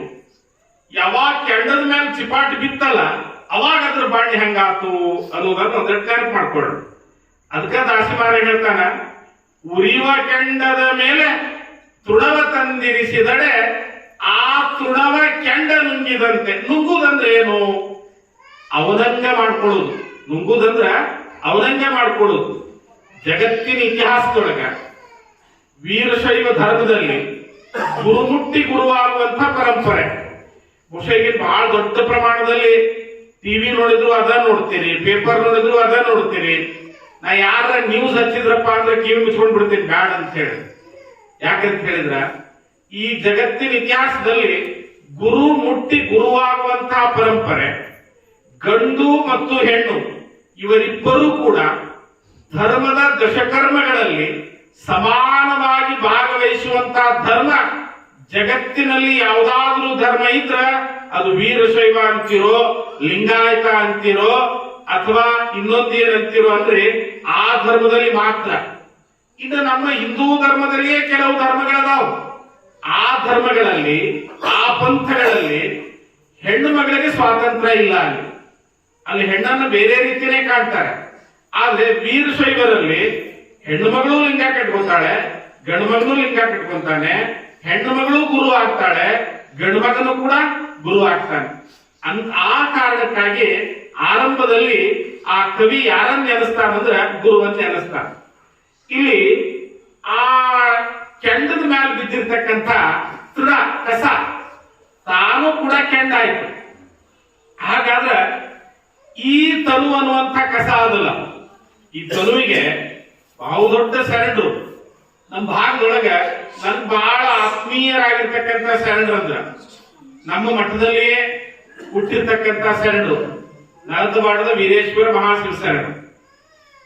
ನನ್ನ ಪೂರ್ವಾಶ್ರಮದ ಹಿರಿಯರು, ನನ್ನ ಮನೆತನದ ಹಿರಿಯರು, ನರದವಾಡದ ವೀರೇಶ್ವರ ಶರಣರ ತಾಯಿಯ ತವರು ಮನೆ ಗುರುಗಳು. ನನ್ನ ತಾಯಿ ತವ್ರ ಮನೆ ಇಲ್ಲೇ ನಿಮ್ ಬೆಳ್ಳುಪ್ಪಿ. ನನ್ನ ತಾಯಿ ತವ್ರ ಮನೆ ಗುಡ್ಡಾಪುರ. ಅವ್ರ ಗುಡ್ಡಾಪುರ ದಾನಮ್ಮನ ಮನೆ ಗುರುಗಳು. ನಮ್ಮ ತಂದೆ ತಾಯಿ ತವ್ರ ಮನೆ ಕಲಿಕೇರಿ ಬಳ್ಳಾರಾದ್ರು ಕಲಬುರಗಿ ಸಾಹೇಬಸಪ್ಪನ ಮನೆ ಗುರುಗಳು. ಹಿಂಗಾಗಿ ನಮ್ಮ ಮನೆ ಪಟ್ಟದ ದೇವ್ರ ಮಂಥನ. ನಮ್ಮ ಮಂಥನದಲ್ಲಿ ಒಂದು 20-25 ಜನ ಪಟ್ಟದ ದೇವ್ರು. ನಮ್ ದೊಡ್ಡಪ್ಪ ಹೈಸ್ಕೂಲ್ ಟೀಚರ್. ನಮ್ಮಪ್ಪರು ಆಗಿನ ಕಾಲದೊಳಗೆ BSc ಗ್ರಾಜುಯೇಟ್. ಊರಾಗ ಸ್ವಾಮಿಗಳು ಇಲ್ಲಾಕ ನೌಕರಿ ಬಿಟ್ಟು ಊರಾಗ ಕಾಯ್ಕ ಮಾಡ್ತಿದ್ರು. ಇವರಿಬ್ರು ಹೇಳ್ತಿದ್ರು ನನಗೆ, ಸ್ವಾಮಿ ಆಗು, ಅದು ಸನ್ಯಾಸ ಹಾಕ್ಬೇಡ ಅಂತ ಹೇಳ್ತಿದ್ರು. ಅದು ಯಾಕೋ ಅವ್ರಿಗೆ ಬಿಟ್ಕೊಟ್ಟು ಮಾತದು. ಸ್ವಾಮಿ ಆಗು, ಅದು ಸನ್ಯಾಸ ಹಾಕ್ಬೇಡ ಅಂತ ಹೇಳ್ತಿದ್ರು. ನಮ್ಮವ್ವ ಹೇಳ್ತಿದ್ರು, ನೀ ಕೆಮಿಸ್ಟ್ರಿ ಎಲ್ಲ ಓದು, ಫಿಸಿಕ್ಸ್ ಎಲ್ಲ ಓದು, ಆದ್ರ ಪುರಾಣ, ಪ್ರವಚನ, ಪೂಜೆ, ಹೋಮ, ಹವನ ಇವ್ಯಾವು ಬಿಡುವಂಗಿಲ್ಲ.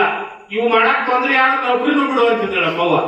ಹೀಗಾಗಿ ಏನೆಲ್ಲ ಆರ್ಥಿಕವಾಗಿ, ಸಾಹಿತ್ಯಿಕವಾಗಿ ಏನೆಲ್ಲ ಮ್ಯಾಲ ಹೋದ್ರು ಕೂಡ ಈ ಕೆಳಗಿನ ಕಾಯಕ, ಈ ಕೆಳಗದ ಅಲ್ಪ ಅಲ್ಲ, ತಳದ ಕಾಯಕ ಅದಲ್ಲ. ನಮಗೆ ನಮ್ಮ ತರತರಾಂತರಗಳಿಂದ ನಮ್ಮನ್ನು ರಕ್ಷಣೆ ಮಾಡ್ಕೊಂಡು ಬಂದ ಕಾಯಕ ಅದಲ್ಲ, ಇದನ್ನ ಬಿಡಬಾರ್ದು ಅಂತ. ಹಾಗೆ ಗುರು ಅನ್ನೋ ಹೆಂತಾವ ಅಂತ ಹೇಳಿದ್ರೆ ಆತನು ಕೆಂಡಿದ್ದಂಗನೆ.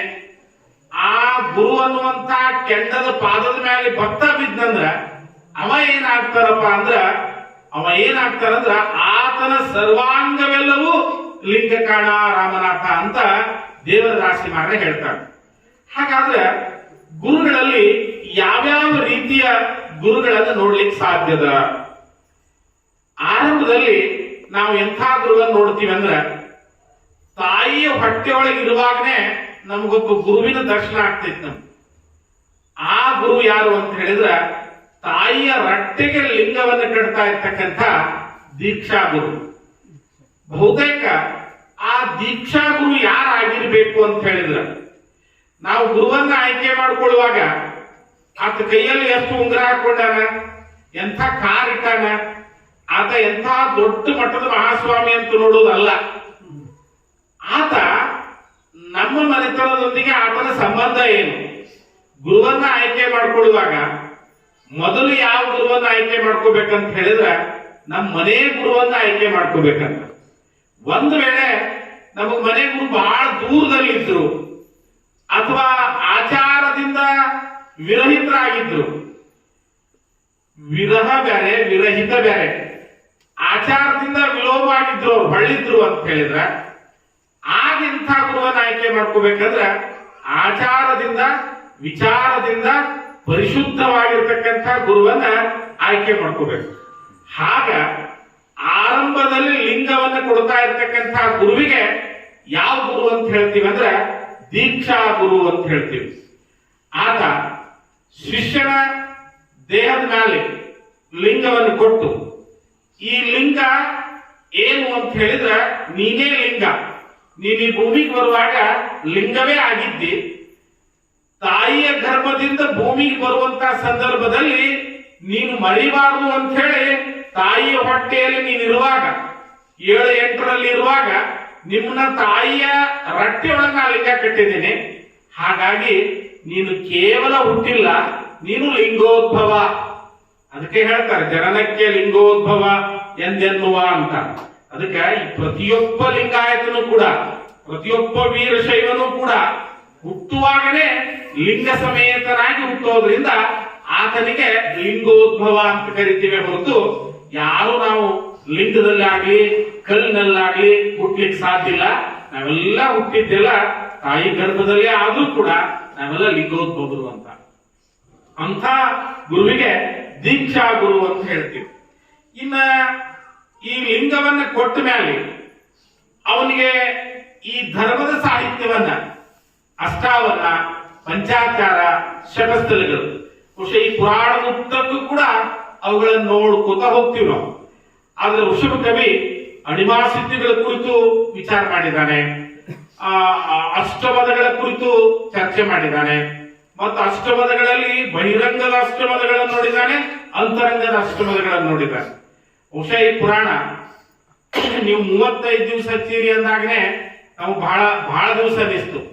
ನಾನು ಪುರಾಣವನ್ನು ಓದ್ತಾ ಹೋದ್ರೆ ನನಗೆ ಅನಿಸ್ತು, ಬಹುಶಃ ಈ ಪುರಾಣವನ್ನ ಒಂದೊಂದು ಪದ್ಯವನ್ನು ಬಿಡ್ಲಾರ್ದಂಗನೆ ವಿವರಣೆ ಮಾಡ್ಕೊಂತ ಹೋದ್ರೆ 1 ವರ್ಷ ಅಲ್ಲ, ಒಂದು 3 ವರ್ಷ ನಿರಂತರ ಆಗ್ಲಿ ಅಂದ್ರೆ ಈ ಪುರಾಣ ಮುಗಿತೈತಿ. ಅಂಥ ಪುರಾಣ. ಔಷಧ ಕವಿ ಆ ದೃಷ್ಟಿಕೋನ ಇಟ್ಕೊಂಡು 4ನೇ ಅಧ್ಯಾಯದಿಂದ ಇಷ್ಟು ಆಳವಾಗಿ ಹೋಗಿದಾನಲ್ಲ. ಬೇರೆ ಬೇರೆ ಕಡೆ ಸಂಗಮನಾಥ, ಮುಗ್ಧ ಸಂಗಯ್ಯ ಅಂತ ಕೂಡ ಕೇವಲ ಒಂದೇ ಪವಾಡ ನೋಡ್ತೀವಿ ನಾವು. ಬೇರೆ ಕಡೆ ಎಲ್ಲ ಬೇರೆ ಬೇರೆ ಪುರಾಣದಲ್ಲಿ ಅಂಗನೆಯರ ಮನೆಗೆ ಹೋಗಿ ಅವ್ರನ್ನೆಲ್ಲ ಕರ್ಕೊಂಡು ಬಂದದ್ದನ್ನ, ಆದ್ರೆ ಅಂಥ ತಾಕತ್ತು ಅವನ ಬಳಿ ಹೆಂಗ್ ಬಂತು ಅನ್ನೋದನ್ನ ಋಷಭ ಕವಿ ಬಹಳ ಸುಂದರವಾಗಿ ಬಿತ್ತರಿಸಿದ್ದಾನೆ. ಇದನ್ನ ಇಂಥ ಅದ್ಭುತವಾದ ಪುರಾಣ ಇದ್ರೂ ಕೂಡ ನನ್ನ ಜೊತೆ ಕಲಾವಿದರು ಬಂದಿದ್ದಾರೆ. ಅನೇಕ ಜನ ನೀವೆಲ್ಲ ಬೇರೆ ಬೇರೆ ಊರಿನಿಂದ ಬಂದವರು ಇದ್ದೀರಿ. ನಮ್ಮ ರಾಜ್ಯದಲ್ಲಿ, ನನ್ನ ದೇಶ ಅಂತ ಹೇಳೋದಿಲ್ಲ, ದಕ್ಷಿಣ ಭಾರತದಲ್ಲಿ ಅನೇಕ ಕಡೆ ಪುರಾಣ ಪ್ರವಚನಗಳನ್ನ ಹಚ್ತಾರೆ. ಕರ್ನಾಟಕ, ಆಂಧ್ರ, ಮಹಾರಾಷ್ಟ್ರ ಈ 3 ರಾಜ್ಯದಲ್ಲಿ ಶ್ರಾವಣಗಳು ಪುರಾಣ ಬಹಳ ಕಡೆ ಹಚ್ತಾರೆ. ಒಂದು ಅಂದಾಜಿನ ಪ್ರಕಾರ 3000 ಜನ ಶಾಸ್ತ್ರಿಗಳಾದ್ರೂ ಸಾಲಬಾರದು, ಅಷ್ಟು ಪುರಾಣಗಳಾಗ್ತಾವ. ಗದಗಿನಲ್ಲಿ ನೀವು ಶ್ರಾವಣದಾಗ ಮುಗ್ಯಾಗ ಏನ್ರ ಹೋದ್ರಿ ಅಂದ್ರ, ಶ್ರಾವಣ ಆರಂಭ ಆಗಾಕ ಹೋದ್ರಿ ಅಂದ್ರ ಪುರಾಣಿಕರೇ ಸಿಗಂಗಿಲ್ಲ ನಿಮ್ಗೆ. ಅಷ್ಟು ಪುರಾಣವನ್ನ ನಂಬಿ ಬದುಕ್ತಾ ಇರ್ತಕ್ಕಂಥ ಕಲಾವಿದರಿದ್ದಾರೆ, ಶಾಸ್ತ್ರಿಗಳಿದ್ದಾರೆ. ಇಷ್ಟೆಲ್ಲ ಪುರಾಣ ಇದ್ರೂ ಕೂಡ ಎಲ್ಲರ ಸಂಗಮನಾಥನ್ ಪುರಾಣ ಹಚ್ಚಿದ್ ನೋಡಿರಿ ನೀವು? ಬಹಳ ಕಡಿಮೆ, ಎಲ್ಲೋ ಹಚ್ಚಿರ್ಬೋದು, ಎಲ್ಲಾದ್ರೂ ಒಂದ್ 2-3 ಕಡೆ ಹಚ್ಚಿರ್ಬೋದು. ಇಲ್ಲಿ ಹೇಳಿ ಹೋದವರು ಅಲ್ಲಿ ಹೇಳಿರ್ಬೋದು. ಯಾಕೆ ಹೇಳುವುದಿಲ್ಲ ಅಂತ ಹೇಳಿದ್ರ ಈ ಸಂಗಮನಾಥನ ಪುರಾಣವನ್ನು ಬರೆದಿರ್ತಕ್ಕಂಥ ಋಷಭ ಕವಿ ಅದಾನಲ್ಲ, ಈತ ಬಳಸಿರ್ತಕ್ಕಂಥ ಪದಪುಂಜಗಳದಾವಲ್ಲ, ಬಹಳ ಕಠಿಣವಾಗಿರ್ತಕ್ಕಂಥ ಪದಗಳನ್ನ ಆತ ಪ್ರಯೋಗ ಮಾಡಿದ್ದಾನೆ. ಆತನ ಪೂರ್ವದಲ್ಲಿ ಬರೆದಿರ್ತಕ್ಕಂಥ ಪುರಾಣಿಕರ ಪದಪುಂಜಗಳನ್ನೇ ಅದರಲ್ಲಿ ಬಳಸಿಕೊಂಡಿರೋದ್ರಿಂದ ಹೀಗಾಗಿ ಈ ಪುರಾಣವನ್ನು ಹೇಳಲಿಕ್ಕೆ ಕಠಿಣ ಆಗ್ತದೆ ಅಂತ ತಿಳ್ಕೊಂಡು ನನಗೆ ಇತ್ತೀಚೆಗೆ ಅರಳಗುಂದಿಗೆಯ ಆದಪ್ಪ ಶರಣರು ಅಂತಿದ್ದಾರೆ, ಅಂದ್ರೆ ಶರಣಬಸಪ್ಪನ ಮೂಲ ವಂಶಸ್ಥರು. ಅವರು ಒಂದು ಕೆಲಸ ಕೊಟ್ಟರು ನನಗೆ. ಏನಂದ್ರ ಶ್ರಾವಣದೊಳಗ ಸುಮಾರು 3,000 ಕಡೆ ಪುರಾಣ ಹಚ್ತಾರ, ಬೇರೆ ಬೇರೆ ಕಡೆ ಪುರಾಣ ಹಚ್ತಾರ. ಅದ್ರೊಳಗೆ ಬಹುತೇಕ ಶರಣಬಸಪ್ಪನ ಪುರಾಣ ಹಚ್ತಾರ. ನಾವು ನಮ್ಮ ಮಠದಾಗ ಹಚ್ತೀವಿ, ಒಂದು 60-70 ವರ್ಷ ಆ ಪುರಾಣ ಹಚ್ಚಾಕತ್ತಿ. ಅವ್ರು ಹೇಳಿದ ಮಾತಿದು. ಆದ್ರೆ ಪುರಾಣಿಕರು ಏನ್ ಮಾಡ್ತಾರ ಅಂದ್ರೆ ಪುರಾಣ ಓದುದ ಬೇರೆ ಹೇಳುದ ಬೇರೆ ಆಗ್ತದ. ಅದಕ್ಕೆ ಆ ಓದಿದ್ದನ್ನೇ ಹೇಳುವಂಗ ನೀವೇನ ಬರೀತೀರಿ ಅಂತ ಕೇಳಿದ್ರು. ಆಯ್ತು ಅಂತ ತಿಳ್ಕೊಂಡು ಬಹುಶಃ ನಿಮ್ಮೂರೊಳಗಿದ್ದೊಳಗೆ ಅದು ಕೆಲಸ ಮುಗಿತದೆ, ಇಲ್ಲಿಯೊಳಗನೆ ಕೆಲಸ ಮುಗಿತೈತದ, ಮುಗಿಯುವಂತ ಹಂತದೊಳಗದ. ಅದನ್ನ ಭಾಮಿನಿ ಒಳಗ ಸುಮಾರು 3ನೇ-4ನೇ ಕಲ್ತು ಹುಡುಗನು ಪುರಾಣ ಹೇಳಕ್ ಕುಂತ್ರ ಅರ್ಥ ಆಗ್ಬೇಕು, ಆ ರೀತಿಯೊಳಗೆ ಬರೆಯುವಂತ ಪ್ರಯತ್ನ ಮಾಡಿದೆ. ಅದಕ್ಕೆ ಈ ಉಪ್ಪರದನಿಯ ಸಂಗಮನಾಥನ ಪುರಾಣಕ್ಕೊಂದು ಏನ್ ಕೆಲಸದ ಅವಶ್ಯಕತೆ ಅದಂದ್ರ ಪ್ರತಿ ಪದ್ಯದ ಶಬ್ದಾರ್ಥಗಳನ್ನ, ಕಠಿಣ ಶಬ್ದದ ಅರ್ಥಗಳನ್ನು ಬರೆದು ಆಮೇಲೆ ಇಡೀ ಪದ್ಯದ ಭಾವಾರ್ಥವನ್ನು ಬರೆದು ಈ ಪುರಾಣಿಕರ ಕೈಯಾಗ ಕೊಟ್ರ, ಶಾಸ್ತ್ರಿಗಳ ಕೈಯಾಗ ಕೊಟ್ರ ಈ ಪುರಾಣ ಬಹುಶಃ ಬೇರೆ ಪುರಾಣಗಳು ಯಾಕೆ ಹಚ್ತಾರಲ್ಲ ಅದಕ್ಕಿಂತ ಹೆಚ್ಚಿನ ಪುರಾಣಗಳ ಯಾವ ಪುರಾಣ ನಡೀತಾವ ಅಂದ್ರ ಸಂಗಮನಾಥನ ಪುರಾಣ ನಡೆದೇ ನಡೀತಾವು. ಅದಕ್ಕೆ ಕಾವ್ಯ ಲೋಕಕ್ಕ, ಸಾಹಿತಿಗಳ ಲೋಕಕ್ಕೆ ಇದು ಅರ್ಥ ಆಗುವಂಗ ಆಗ್ಬೇಕು. ಹೀಗೆ ಆರಂಭದಲ್ಲಿ ಗುರುವನ್ನ ನೆನೆಸಿರ್ತಕ್ಕಂಥ ಈ ಯಾವ ಋಷಭ ಕವಿ ಮೊದಲು ದೀಕ್ಷಾ ಗುರುವನ್ನ ಹೇಳ್ತಾನೆ, ತದನಂತರ ಶಿಕ್ಷಾ ಗುರುವನ್ನ ಹೇಳ್ತಾನೆ. ಆ ಶಿಕ್ಷಾ ಗುರು ಎಂತವನು ಅಂತ ಹೇಳಿದ್ರ ಧರ್ಮದ ಸಾಹಿತ್ಯವನ್ನು ತಿಳಿಸಿಕೊಡೋರು. ಬಹುಶಃ ಇವತ್ತು ಶಾಲೆಯಲ್ಲಿ ಕಲಿಸ್ತಾ ಇರ್ತಕ್ಕಂಥ ಗುರುಗಳು ಕೂಡ ಗುರುಗಳೇ, ಅಕ್ಷರ ಮಾತ್ರ ಕಲಿಸಿದಾತನ್ ಗುರು ಅಂತ ಹೇಳ್ತೀವಿ. ಆದ್ರೆ ಇವತ್ತಿನ ಗುರುಗಳು ಅಂತ ಅನಿಸ್ಕೊಳ್ಳಿಕ್ ಒಪ್ಪಂಗಿಲ್ಲ. ನಮಗ್ ಬೇಕಾದ್ರೆ ಟೀಚರ್ ಅನ್ರಿ, ಅದರಲ್ಲೂ ಇತ್ತೀಚೆಗೆ ಮಿಸ್ ಅನ್ರಿ. ಈ ಮಿಸ್ ಅನ್ನೋದು ಹೆಂಗ್ ಬಂದ್ಬಿಟ್ಟದಂದ್ರ ಕನ್ನಡ ಮೀಡಿಯಂ ನಮ್ಮ ಮಕ್ಕಳು ಏನಾರ ಕಳಿಸ್ತೇವಂದ್ರ ಬಹಳ ದೊಡ್ಡ ಅಸಹ್ಯ ಆಕೈತಿ ನಾವು. ಅದಕ್ಕೆ ನಾವೆಲ್ಲ ಏನ್ ಮಾಡ್ತೀವಿ ಅಂದ್ರ ಇಂಗ್ಲಿಷ್ ಮೀಡಿಯಂಗೆ ಕಳಿಸ್ಬೇಕು. ಅದ್ರಾಗೂ ಗೌರ್ಮೆಂಟ್ ಶಾಲೆಗೆ ಕಳಿಸ್ತೇವಂದ್ರ ಬಹುದೊಡ್ಡ ಅಸಹ್ಯ ಆಗ್ತೈತಿ ನೋಡ್ರಿ. ಈ ನಾವು ನೀವು ಕಳಿಸ್ತಾ ಇರ್ತಕ್ಕಂಥ, ನೀವಂತ ಅನ್ನಂಗಿಲ್ಲ, ನಾವು ನೀವು ಕಳಿಸ್ತಾ ಇರ್ತಕ್ಕಂಥ ಮಕ್ಕಳು ನೀವು ಶಾಲೆಗೆ ಕಳಿಸ್ಲಿಕ್ಕೆ ಹತ್ತೀವಲ್ಲ, ಈ ಶಿಕ್ಷಣ ಒಂದು ವ್ಯಾಪಾರೀಕರಣ ಆಯ್ತಲ್ಲ, ಅಲ್ಲಿ ಕಲಿಸ್ತಕ್ಕಂಥ ಗುರುಗಳು ಎಂತವ್ರು ಇದ್ದಾರೆ ಅನ್ನೋದನ್ನ ವಿಚಾರ ಮಾಡ್ಬೇಕು ನಾವು. ಅವ್ರಿಗೆ ನಾವು ಶಿಕ್ಷಾ ಗುರು ಅಂತ ಹೇಳ್ತೀವಿ. ನಾನು ಇನ್ನೂ ಕೂಡ ಹೇಳಿದೆ, ನಮ್ಮದು ಬಿಡ್ಲಿಲ್ಲ. ಯಾವ ಗುರುವಿನ ಕಡೆಯಿಂದ ನಾವು ದೀಕ್ಷಾ ತಗೋಬೇಕಾಗ್ಯದಂದ್ರ ಯಾವ ಗುರು ಸಮರ್ಥವಾಗಿ ನಮ್ಮನ್ನು ತಯಾರು ಮಾಡ್ತಾರ ಅವನ್ನೇ. ಅಲ್ಲಿನೂ ಕೂಡ ಹಾಗೆ ನನ್ನ ಅನೇಕ ಜನ ವಿದ್ಯಾರ್ಥಿನಿಯರು PUC ಒಳಗೆ ಇಂಗ್ಲಿಷ್ ಫೇಲ್ ಆಗಿರ್ತಾರೆ. 3-4 ಸಲ ಎಕ್ಸಾಮ್ ಕೂತ್ರು ಪಾಸ್ ಆಗುದಿಲ್ಲ. ಕೊನೆಗೆ ಅವರು ಆಯ್ಕೆ ಮಾಡ್ಕೊಳ್ಳುವಂತ ಕ್ಷೇತ್ರ ಯಾವ್ದಂದ್ರ ಕಾನ್ವೆಂಟ್ ಸ್ಕೂಲ್ನಾಗ ಇಂಗ್ಲಿಷ್ ಮೀಡಿಯಂ ಮಿಸ್ಗಳವು. PUC ಇಂಗ್ಲಿಷ್ ಪಾಸ್ ಆಗ್ಲಿಕ್ಕೆ ಸಾಧ್ಯವಾಗದೇ ಇರ್ತಕ್ಕಂಥವ್ರ ಕೈಯೊಳಗ ನಾವು ನಮ್ಮ ಮಕ್ಕಳನ್ನ ಇವತ್ತ ಇಂಗ್ಲಿಷ್ ಕಲಿಸ್ತೀವಿ. ಆದ್ರೆ TT CET ರ್ಯಾಂಕ್ ಬಂದು ಅವ ದೊಡ್ಡ ರ್ಯಾಂಕ್ ಆಗಿ ಬಂದಾಗ ಗೌರ್ಮೆಂಟ್ ನೌಕರಿ ಬಂದಿರ್ತದೆ. ಅವನ್ ಮುಂದೆ 4-5 ಹುಡುಗರು ಇರಂಗಿಲ್ಲ. ಅವ ಎಣಿಸಿ ಏನೇನ್ ಎಣಿಸ್ಬೇಕು ಅನ್ನೋದು ಗೊತ್ತದಿಲ್ಲ, ಪುರಾಣದಾಗ ಹೇಳಕ್ ಬರಂಗಿಲ್ಲ.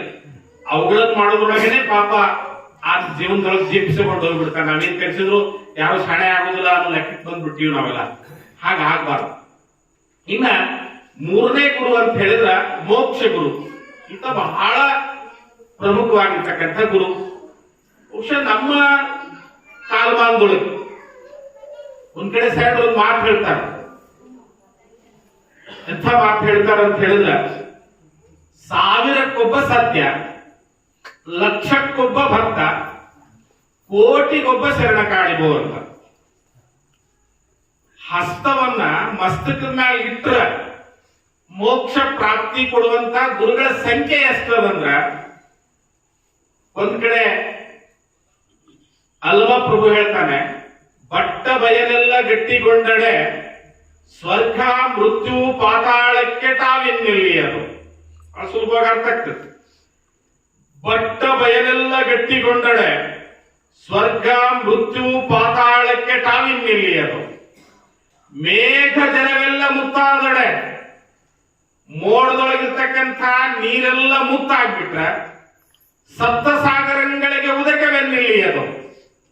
ಲೋಕದ ಕಷ್ಟ ಜೀವಿಗಳೆಲ್ಲ ನೆಟ್ಟನೇ ಜ್ಞಾನಿಗಳಾದೊಡೆ, ಮುಂದೆ ಭವದ ಬಳ್ಳಿಗೆ ಬೀಜವೆನ್ನಿಲ್ಲಿಯದು. ಮೋಕ್ಷ ಆಯ್ತಂದ್ರೆ ಹೊಳೆ ಹುಟ್ಟಿ ಬರಂಗಿಲ್ಲ. ಹುಟ್ಟಿದವ್ರಿಗೆಲ್ಲರಿಗೂ ಮೋಕ್ಷ ಆಗ್ತಂದ್ರೆ ಜನರಲ್ಲಿ ಇರ್ತಾರೆ. ಫ್ಯಾಮಿಲಿ ಪ್ಲಾನಿಂಗ್ ಬೇಕಾಗಿಲ್ಲ, ಮೋಕ್ಷ ಕೊಟ್ಬಿಟ್ರೆ ತಾನೇ ಕಂಟ್ರೋಲ್ ಆಗ್ತದೆ. ಹಂಗ ಹುಟ್ಟಿದ ಜೀವಿಗಳೆಲ್ಲರೂ ಕೂಡ ಮೋಕ್ಷ ಪ್ರಾಪ್ತಿಯಾದ್ರ ಮುಂದೆ ಭವದ ಬಳ್ಳಿಗೆ ಬೀಜವೆನ್ನಿಲ್ಲಿಯದು. ಇದು ಕಾರಣ, ಸಾವಿರಕ್ಕೊಬ್ಬ ಸತ್ಯ, ಲಕ್ಷಕ್ಕೊಬ್ಬ ಭಕ್ತ, ಕೋಟಿಗೊಬ್ಬ ಶರಣ ಅಂತ. ಅಂಥ ಗುರುಗೆ ಮೋಕ್ಷ ಗುರು ಅಂತ ಹೇಳ್ತೀವಿ ನಾವು. ಆ ಗುರು ಮಸ್ತಕದ ಮ್ಯಾಲ ಕೈ ಇಟ್ಟರೆ ಸಾಕು, ಏನಾಗ್ಬೇಕು ಅಂತ ಹೇಳಿದ್ರ ಮೋಕ್ಷ ಪ್ರಾಪ್ತಿ ಆಗ್ಬೇಕು. ಜನ್ಮ ಜನ್ಮಾಂತರದಲ್ಲಿ ಮಾಡಿರ್ತಕ್ಕಂಥ ಪಾಪಗಳು ಕ್ಷಯಿಸಿ ಹೋಗ್ಬೇಕು. ಅಂತ ಸಿದ್ಧಿಯನ್ನು ಮಾಡ್ಕೊಳ್ತಾ ಇರ್ತಕ್ಕಂಥ ಸದಾ ಯೋಗ ಧ್ಯಾನ ತಪಸ್ಸು ಇಲ್ಲಿ ಕೂಡಿರ್ತಕ್ಕಂಥ ಗುರುವಿಗೆ ಏನಂತ ಹೇಳ್ತೀವಿ ಅಂದ್ರೆ ಮೋಕ್ಷ ಗುರು ಅಂತ ಹೇಳ್ತೀವಿ. ನಮ್ಮ ವೀರಶೈವ ಸಾಹಿತ್ಯದಲ್ಲಿ 3 ರೀತಿ ಗುರುಗಳನ್ನು ಗುರುತಿಸಿದ್ರೆ, ಇದೇ ಪರಂಪರೆಯಲ್ಲಿ ಬರ್ತಿರ್ತಕ್ಕಂಥ ನಿಜಗುಣರು 18 ವಿಧದ ಗುರುಗಳನ್ನು ಗುರುತಿಸ್ತಾರೆ. ಹೀಗಾಗಿ ಎಲ್ಲ ಗುರುಗಳನ್ನ ಒಂದ ಸಾಲಿನಾಗ ತರಲಿಕ್ಕೆ ಪ್ರಯತ್ನ ಮಾಡಿದ್ದೀನಿ ನಾನು. ಏನ್ಪಾ ಗುರು ಅಂದ್ರೆ ಹೇಗೆ ಅಂತ ಹೇಳಿದ್ರ, ಪಾಪರಹಿತ ಪಾದಂ ಗುರುಪಾದಂ. ಗುರುವಿನ ಕುರಿತು ಪುಟ್ಟರಾಜ್ ಗವಾಯಿಗಳಿದ್ರು.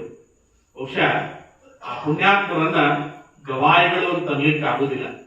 ಅವ್ರು ಬಹುಶಃ ಏನ್ ಮನಸ್ಸು ಮಾಡಿದ್ರ ಯಾವ್ದಾದ್ರು ಒಂದು ಜಗದ್ಗುರು ಹಾಕಿ ನಂದಿದ್ರ 5 ಹೇಳಂಗಿಲ್ಲ, ಮತ್ ಬಹಳ ಅದಾವ. 3000 ಜಗದ್ಗುರುಗಳು ಅದಾವು, 10,000 ಅದಾವು. ಯಾವ್ದಾರ ಒಂದು ಪೀಠಕ್ಕೆ ಹೂ ಅಂದಿದ್ರೆ ಸಾಕು, ಆ ಪುಣ್ಯಾತ್ಮ ಜಗದ್ಗುರು ಮಾಡಿ ಬಂಗಾರದ ಪಲ್ಲಕ್ಕಿ ಒಳಗ ಹೊತ್ತು ಮೆರೆಸುವಂತ ಜನ ಇದ್ರು.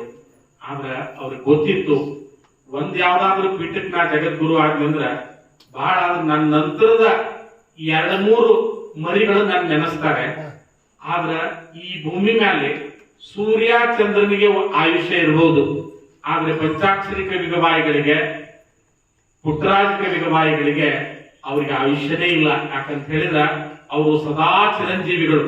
ಸೂರ್ಯ ಚಂದ್ರ ಇರುವವರೆಗೇನು ಎಲ್ಲಿವರೆಗೆ ಸಂಗೀತ ಇರ್ತದ, ಎಲ್ಲಿವರೆಗೆ ಸಾಹಿತ್ಯ ಇರ್ತದ, ಎಲ್ಲಿವರೆಗೆ ಭಕ್ತಿ ಇರ್ತದ, ಅಲ್ಲಿವರೆಗೆ ಅವ್ರ ನೆನಪಿರ್ತೈತಿ. ಅವ್ರು ನಾವೆಲ್ಲ ಸದಾ ಸ್ಮರಣೆ ಮಾಡ್ತೀವಿ. ಅಂತ ಪುಟ್ಟರಾಜ ಕವಿಗವಾಯಿಗಳ ಕುರಿತು ಒಂದು ಮಾತು ಹೇಳುವಾಗ, ಪಾಪರಹಿತ ಪಾದಂ ಗುರುಪಾದಂ. ಇದ್ರೊಳಗೆ ಒಂದೊಂದು ಇದನ್ನ ಹುಡುಗರಿಗೆ ಹೋದ್ಕೂಡ ಪಾಠ್ಯಾಗ ಬರೆಸ್ರಿ, ಒಂದೊಂದೇ ಅಕ್ಷರ ಅಳಕಿಸ್ಕೊಂತ ಹೋಗ್ರಿ. ಪಾಪರಹಿತ ಪಾದಂ ಗುರುಪಾದಂ. ಪಾ ಅಳಕಿಸ್ಬಿಡೋಣ, ಏನಾಕೈತಿ ನೋಡ್ರಿ, ಪರಹಿತ ಪಾದಂ ಗುರುಪಾದಂ. ಇನ್ನು ಪ ಅಳಕಿಸ್ಬಿಡೋಣ ಅಂತ, ಪಾಪ ರಹಿತ ಪಾದಂ ಗುರುಪಾದಂ. ಪಾ ಅಳಕಿಸ್ತೇವೆ, ಪರಹಿತ ಆಯ್ತು. ಪ ಅಳಕಿಸ್ತೇವೆ, ರಹಿತ ಪಾದಂ. ಯಾವಾಗ್ಲೂ ಹಿತವನ್ನೇ ಮಾಡ್ತಾ ಇರ್ತಕ್ಕಂಥ ಪಾದ ಯಾವುದಂದ್ರ ಗುರುಪಾದ. ಇನ್ನ ರ ತೆಗೆದು ಬಿಟ್ಟೇವಂದ್ರ ಹಿತಪಾದ. ಆ ಪಾದ ಸದಾ ನಮಗೆ ಹಿತವನ್ನು ಮಾಡ್ಬೇಕು. ಮುಂಜಾನೆದ್ದು ಜೋಳ್ಗಿ ಹಾಕೊಂಡು ಕೈಯಾಗ ಬೆತ್ತ ಹಿಡ್ಕೊಂಡು ಕಾಲಿಗೆ ಜಂಗಿ ಕಟ್ಕೊಂಡು ನಿಮ್ ಮನಿಗ್ ಬಂದಿರ್ತಕ್ಕಂಥ ಜಂಗಮನಿಗೆ ನೀವು ಆತನ ಜೋಳ್ಗಿ ಒಳಗ್ ಒಂದು ಬೊಗಸಿ ಹಿಟ್ಟು ನೀಡಿದ್ರಿ ಅಂದ್ರ ನಿಮ್ಗ ತಲೆಮ್ಯಾಲ ಕೈ ಇಟ್ಟು ಆಶೀರ್ವಾದ ಮಾಡ್ತಾನೆ. ಸೂರ್ಯ ಚಂದ್ರಾದಿಗಳು ಇರುವವರೆಗೂ ಕೂಡ ನಿಮ್ಮ ವಂಶ ಬೆಳ್ಳಿಯಾಗಿ ಜ್ಯೋತಿಯಾಗಿ ಬೆಳಗಲವಾ ತಾಯಿ ಅಂತ. ಹಾಗೆ ಆ ಜಂಗಮ ಎಂಥವ ಅಂತ ಹೇಳಿದ್ರ ಸದಾ ಹಿತವನ್ನ ಮಾಡ್ತಾ ಇರ್ತಕ್ಕಂಥವನು. ಇನ್ನು ಹೀ ತೆಗೆದು ಬಿಟ್ರೆ ತಪಾದಂ ಗುರುಪಾದಂ, ತಪಪಾದಂ ಗುರುಪಾದಂ. ಗುರುವಿನ ಪಾದದೊಳಗೆ ಎಂತ ಶಕ್ತಿ ಇರ್ಬೇಕಂದ್ರ ತಪಸ್ಸಿನ ಶಕ್ತಿ ಇರ್ಬೇಕು.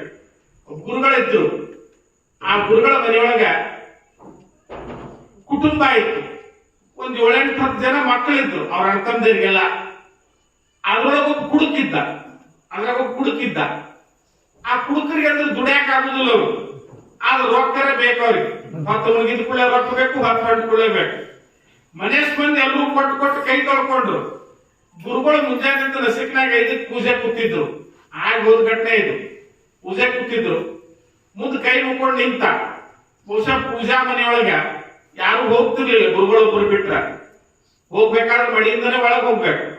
ಆತ ಹೊರಗೆ ನಿಂತ ಕೈ ಮುಗಿದು ಹೇಳ್ದ, ಗುರುಗಳ ಪಟ್ಟದೇವ್ರ, ನಾನು ನಿಮ್ ತಮ್ಮನ ಮಗ, ನನಗ ಈ ಚಟ ಬಿದ್ದುಬಿಟ್ಟೈತೆ, ಕಂಟ್ರೋಲ್ ಆಗೋದು ನನಗ. ಅದಕ್ಕೆ ನಿಮ್ ಹತ್ರ ಏನ್ರ ಒಂದಿಟ್ಟು ರೊಕ್ಕಿದ್ರ ಜಾಡ್ಸ್ ಹೋಗಿರಿ, ತಗೊಂತೀನಿ ಅಂತ ಹೇಳ್ದ. ಗುರುಗಳು ಲಿಂಗ ಪೂಜೆದಾಗ ಕೂತಿದ್ರು, ಅವ್ರು ಧ್ಯಾನದಾಗ ಕೂತಿದ್ರು. ಇವ ಮೊದಲು ಕೇಳಿಲ್ಲ ಅವ್ರಿಗೆ, ಹಾಗ ಕೂತಿದ್ರು ಅವ್ರು. ಅವಂಗ ತಡ್ಕೊಳಕ್ ಆಗ್ಲಿಲ್ಲ. ವ್ಯಸನಗಳು ಬಹಳ ಕೆಟ್ಟ, ಏನನ್ನಾದ್ರೂ ತಡಿಬಹುದು, ಈ ವ್ಯಸನವನ್ನು ತಡಿಲಿಕ್ಕೆ ಆಗುದಿಲ್ಲ. ಆತ ನುಗ್ಗಿ ಒಳಗೆ ಬಂದು ಜೋಲಿ ಹೋಗಿ ಗುರುಗಳ ಮೇಲೆ ಬಿದ್ದ. ಲಿಂಗ ಕೆಳಗೆ ಬಿತ್ತು. ಅವಾಗ ಗುರುಗಳು ಹೇಳಿದ್ರು, ಲೇ ತಮ್ಮ, ಯಾವಾಗ ಲಿಂಗ ಕೆಳಗೆ ಕೆಡುವುದಿಲ್ಲ ನಿನ್ನ ವಂಶ ಮುಗೀತು ಅಂತ ಹೇಳಿದ್ರು. ಬಹುಶಃ ನಾನು ಕಣ್ಣಾರೆ ನೋಡಿದ್ದೀನಿ ಆ ವ್ಯಕ್ತಿನ. ಅವನಿಗೆ 3 ಜನ ಗಂಡ್ಮಕ್ಳಿದ್ರು, ಒಬ್ಬ ಹೆಣ್ಮಗಳಿದ್ರು, ಉಳಿದಕ್ಕೆ ಒಬ್ಬನೇ ಹೆಣ್ಮಗಳು. 3 ಜನ ಗಂಡ್ಮಕ್ಳೊಳಗೆ 2 ರೋಗ ಬಂದು ತೀರ್ಕೊಂಡು, ಒಬ್ಬವ ಮದುವೆ ಆಗಿ ಇಲ್ಲೇನು ಸುತ್ತಮುತ್ತೂರಾಗನೆ ಮದುವೆ ಆಗಿ ಮನಿ ಉಕ್ಕೊಳಕ್ ಹೋದಾಗ ಹೋಗ್ಬಿಟ್ಟ. ಹೆಂಗ ಹೋದ. ಈಗ ಒಂದ್ ಮಗಳು ಉಳಿದೈತಿ, ಅದು ಸಪ್ತಸ್ಯ ಹುಚ್ಚಿ. ಅದಕ್ಕ ಗುರುವಿನ ಲಿಂಗ, ಗುರುವಿನ ಪಾದ, ಅದಕ್ಕೆ ದೇವದಾಸಿ ಮಗ ಹೇಳ್ತಾನೆ ಉರಿಯುವ ಕೆಂಡ ಅಂತ. ಆ ಕೆಂಡ ನಂಬಿ ಆ ಪಾದಕ್ಕೆ ಬಿದ್ರ ಏನಾಗ್ತೀವಂದ್ರ ನಮ್ಮ ಸರ್ವಾಂಗವೆಲ್ಲವೂ ಕೂಡ ಲಿಂಗವಾಗ್ತಾವಂತ. ಅಂಥ ಗುರುವಿನ ಮಹಿಮೆಯನ್ನ ಆರಂಭದಲ್ಲಿ ವೃಷಭ ಕವಿ ಹೇಳ್ತಾನೆ. ನಿಮ್ ಗವಾಯಿಗಳ ಒಂದು ಹಾಡನ್ನು ಕೇಳಿ ಮುಂದೆ ಪುರಾಣವನ್ನು ಮುಂದುವರಿಸೋಣ.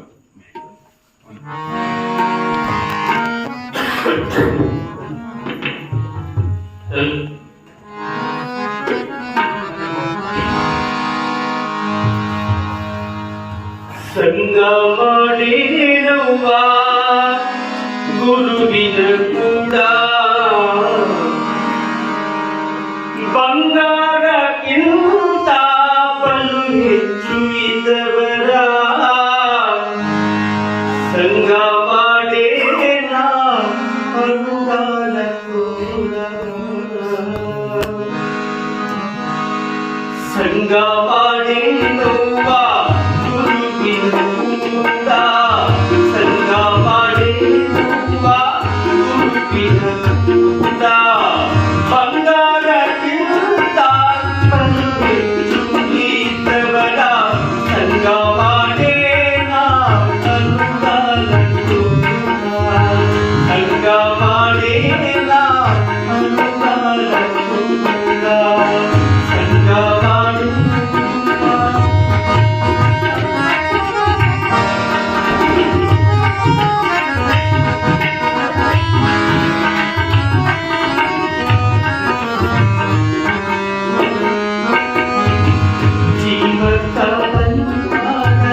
ತಂದ್ಯಾರು ತಾಯಿಯಾರು, ಜೀವಕ ಬಂದಾರ ತಂದ್ಯಾರು ತಾಯಿಯಾರು, ಮೈತು ಯಾರು ಮಗನ್ಯಾರು ಸಾಯುವಾಗ, ಮೈತು ಯಾರು ಮಗನ್ಯಾರು ಸಾಯುವಾಗ, ಕೈ ಹಿಡಿದವರ ಕಡೆಯಾದ ಕೋಲ, ಕೈ ಹಿಡಿದವರ ಕಡೆಯಾದ ಕೋಲ. ಸಂಗ ಮಾಡಿರುವ ಗುರುವಿನ ಕೂಡ, ಸಂಗ ಮಾಡಿ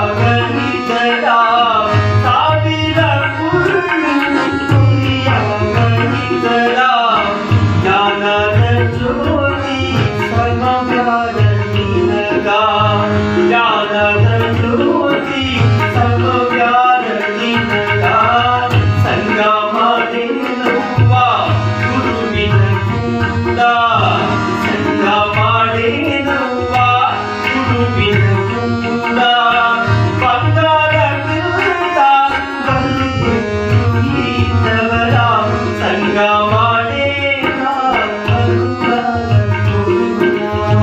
ಸಂಗ ಮಾಡೇನ ಸಂಗ ಮಾಡೇನ ಸಾಮದೇವ ಸಂಘ ವಿಶ್ವರಾಜ್ ಇವತ್ತಿನ ಮಹಾದಾಸೋಹವನ್ನ ಪೂರೈಸಿರ್ತಕ್ಕಂಥ ಸದ್ಭಕ್ತ ಬಂಧುಗಳು ಶ್ರೀ ಬಸಪ್ಪ ಹನುಮಂತ ಸೊನ್ನರ್ ಸಾಕಿನ್ ಶಿವಪು ಇವರು ಇವತ್ತಿನ ಮಹಾದಾಸೋಹವನ್ನ ಮಾಡಿದ್ದಾರೆ. ಅವರಿಗೆ ಸಂಗಮನಾಥ ಶ್ರೀಶೈಲದ ಮಲ್ಲಿಕಾರ್ಜುನ ಮಹಾಸ್ವಾಮಿ ಆಯುಷ್ಯ ಐಶ್ವರ್ಯ ಸುಖ ಸಂಪತ್ತು ಭೋಗ ಭಾಗ್ಯವನ್ನು ಕೊಟ್ಟು ಕಾಪಾಡಲಿ ಅಂತ ತಿಳ್ಕೊಂಡು ತಮ್ಮೆಲ್ಲರ ಚಪ್ಪಾಳೆಗಳ ಮೂಲಕ ಸಂಕಲ್ಪವನ್ನು ಮಾಡ್ತಾ ಬಹುಶಃ ಪುರಾಣದ ಸಮಯವನ್ನ 8ರಿಂದ 9 ಗಂಟೆ ನಾಳೆಯಿಂದ ಸರಿಯಾಗಿ ಬಹುಶಃ ಇವತ್ತು ಕೂಡ ಸ್ವಲ್ಪ ತಡ ಆಗಿ ಕಾಡ್ತದೆ. ಮೊದಲೇ ದಿವಸ ನಮ್ಮ ಕಲಾವಿದರು ಪಾಪ ಗೊತ್ತಾಗ್ಲಾಕ ಸ್ವಲ್ಪ ತಡ ಆಗಿ ಬಂದ್ರು. ನಾಳೆ ಸರಿಯಾಗಿ 7:47ವರೆಗೆ ನಮ್ಮ ಕಲಾವಿದರು ಬರ್ತಾರೆ. ನಾನು 8 ಗಂಟೆಗೆ 5 ನಿಮಿಷ ಕಡಿಮೆ ಹಾಕಿ ನಾನು ವೇದಿಕೆಗೆ ಬರ್ತೇನೆ. 9:09 ಮೇಲೆ ನೀವು ಬಂದ್ಬಿಟ್ಟು ನಡೀತೀವಿ. ಪ್ರತಿ ದಿವಸ ಪ್ರಸಾದ ಇರ್ತೈತಿ. ಅದಕ್ಕೆ ಮನ್ಯಾಗ ಹೋಗಿ ಪ್ರಸಾದ ಮಾಡ್ಬೇಕನ್ನುವಂತ ಚಿಂತೆ ಇಲ್ಲ. ಹೀಗಾಗಿ ನೀವು ಕೂಡ 7:15 ಬಂದ್ರೆ ಬಹಳ ಅದ್ಭುತವಾಗಿರ್ತಕ್ಕಂಥ ಜಾನಪದ ಹಾಡುಗಳನ್ನ ನಮ್ಮ ಕಲಾವಿದರು ಹಾಡ್ತಾರೆ. ಆ ಹಾಡನ್ನು ಕೇಳಿ ಪುರಾಣದಲ್ಲಿ ತಾವೆಲ್ಲ ಭಾಗವಹಿಸಬೇಕು ಅಂತ ಹೇಳಿ ಮತ್ತೊಮ್ಮೆ ತಮ್ಮೆಲ್ಲರ ಹೆಸರನ್ನು ತಿಳಿಸ್ತಾ ಇವತ್ತಿನ ಪುರಾಣಕ್ಕೆ ಮಹಾಭಾರತವನ್ನು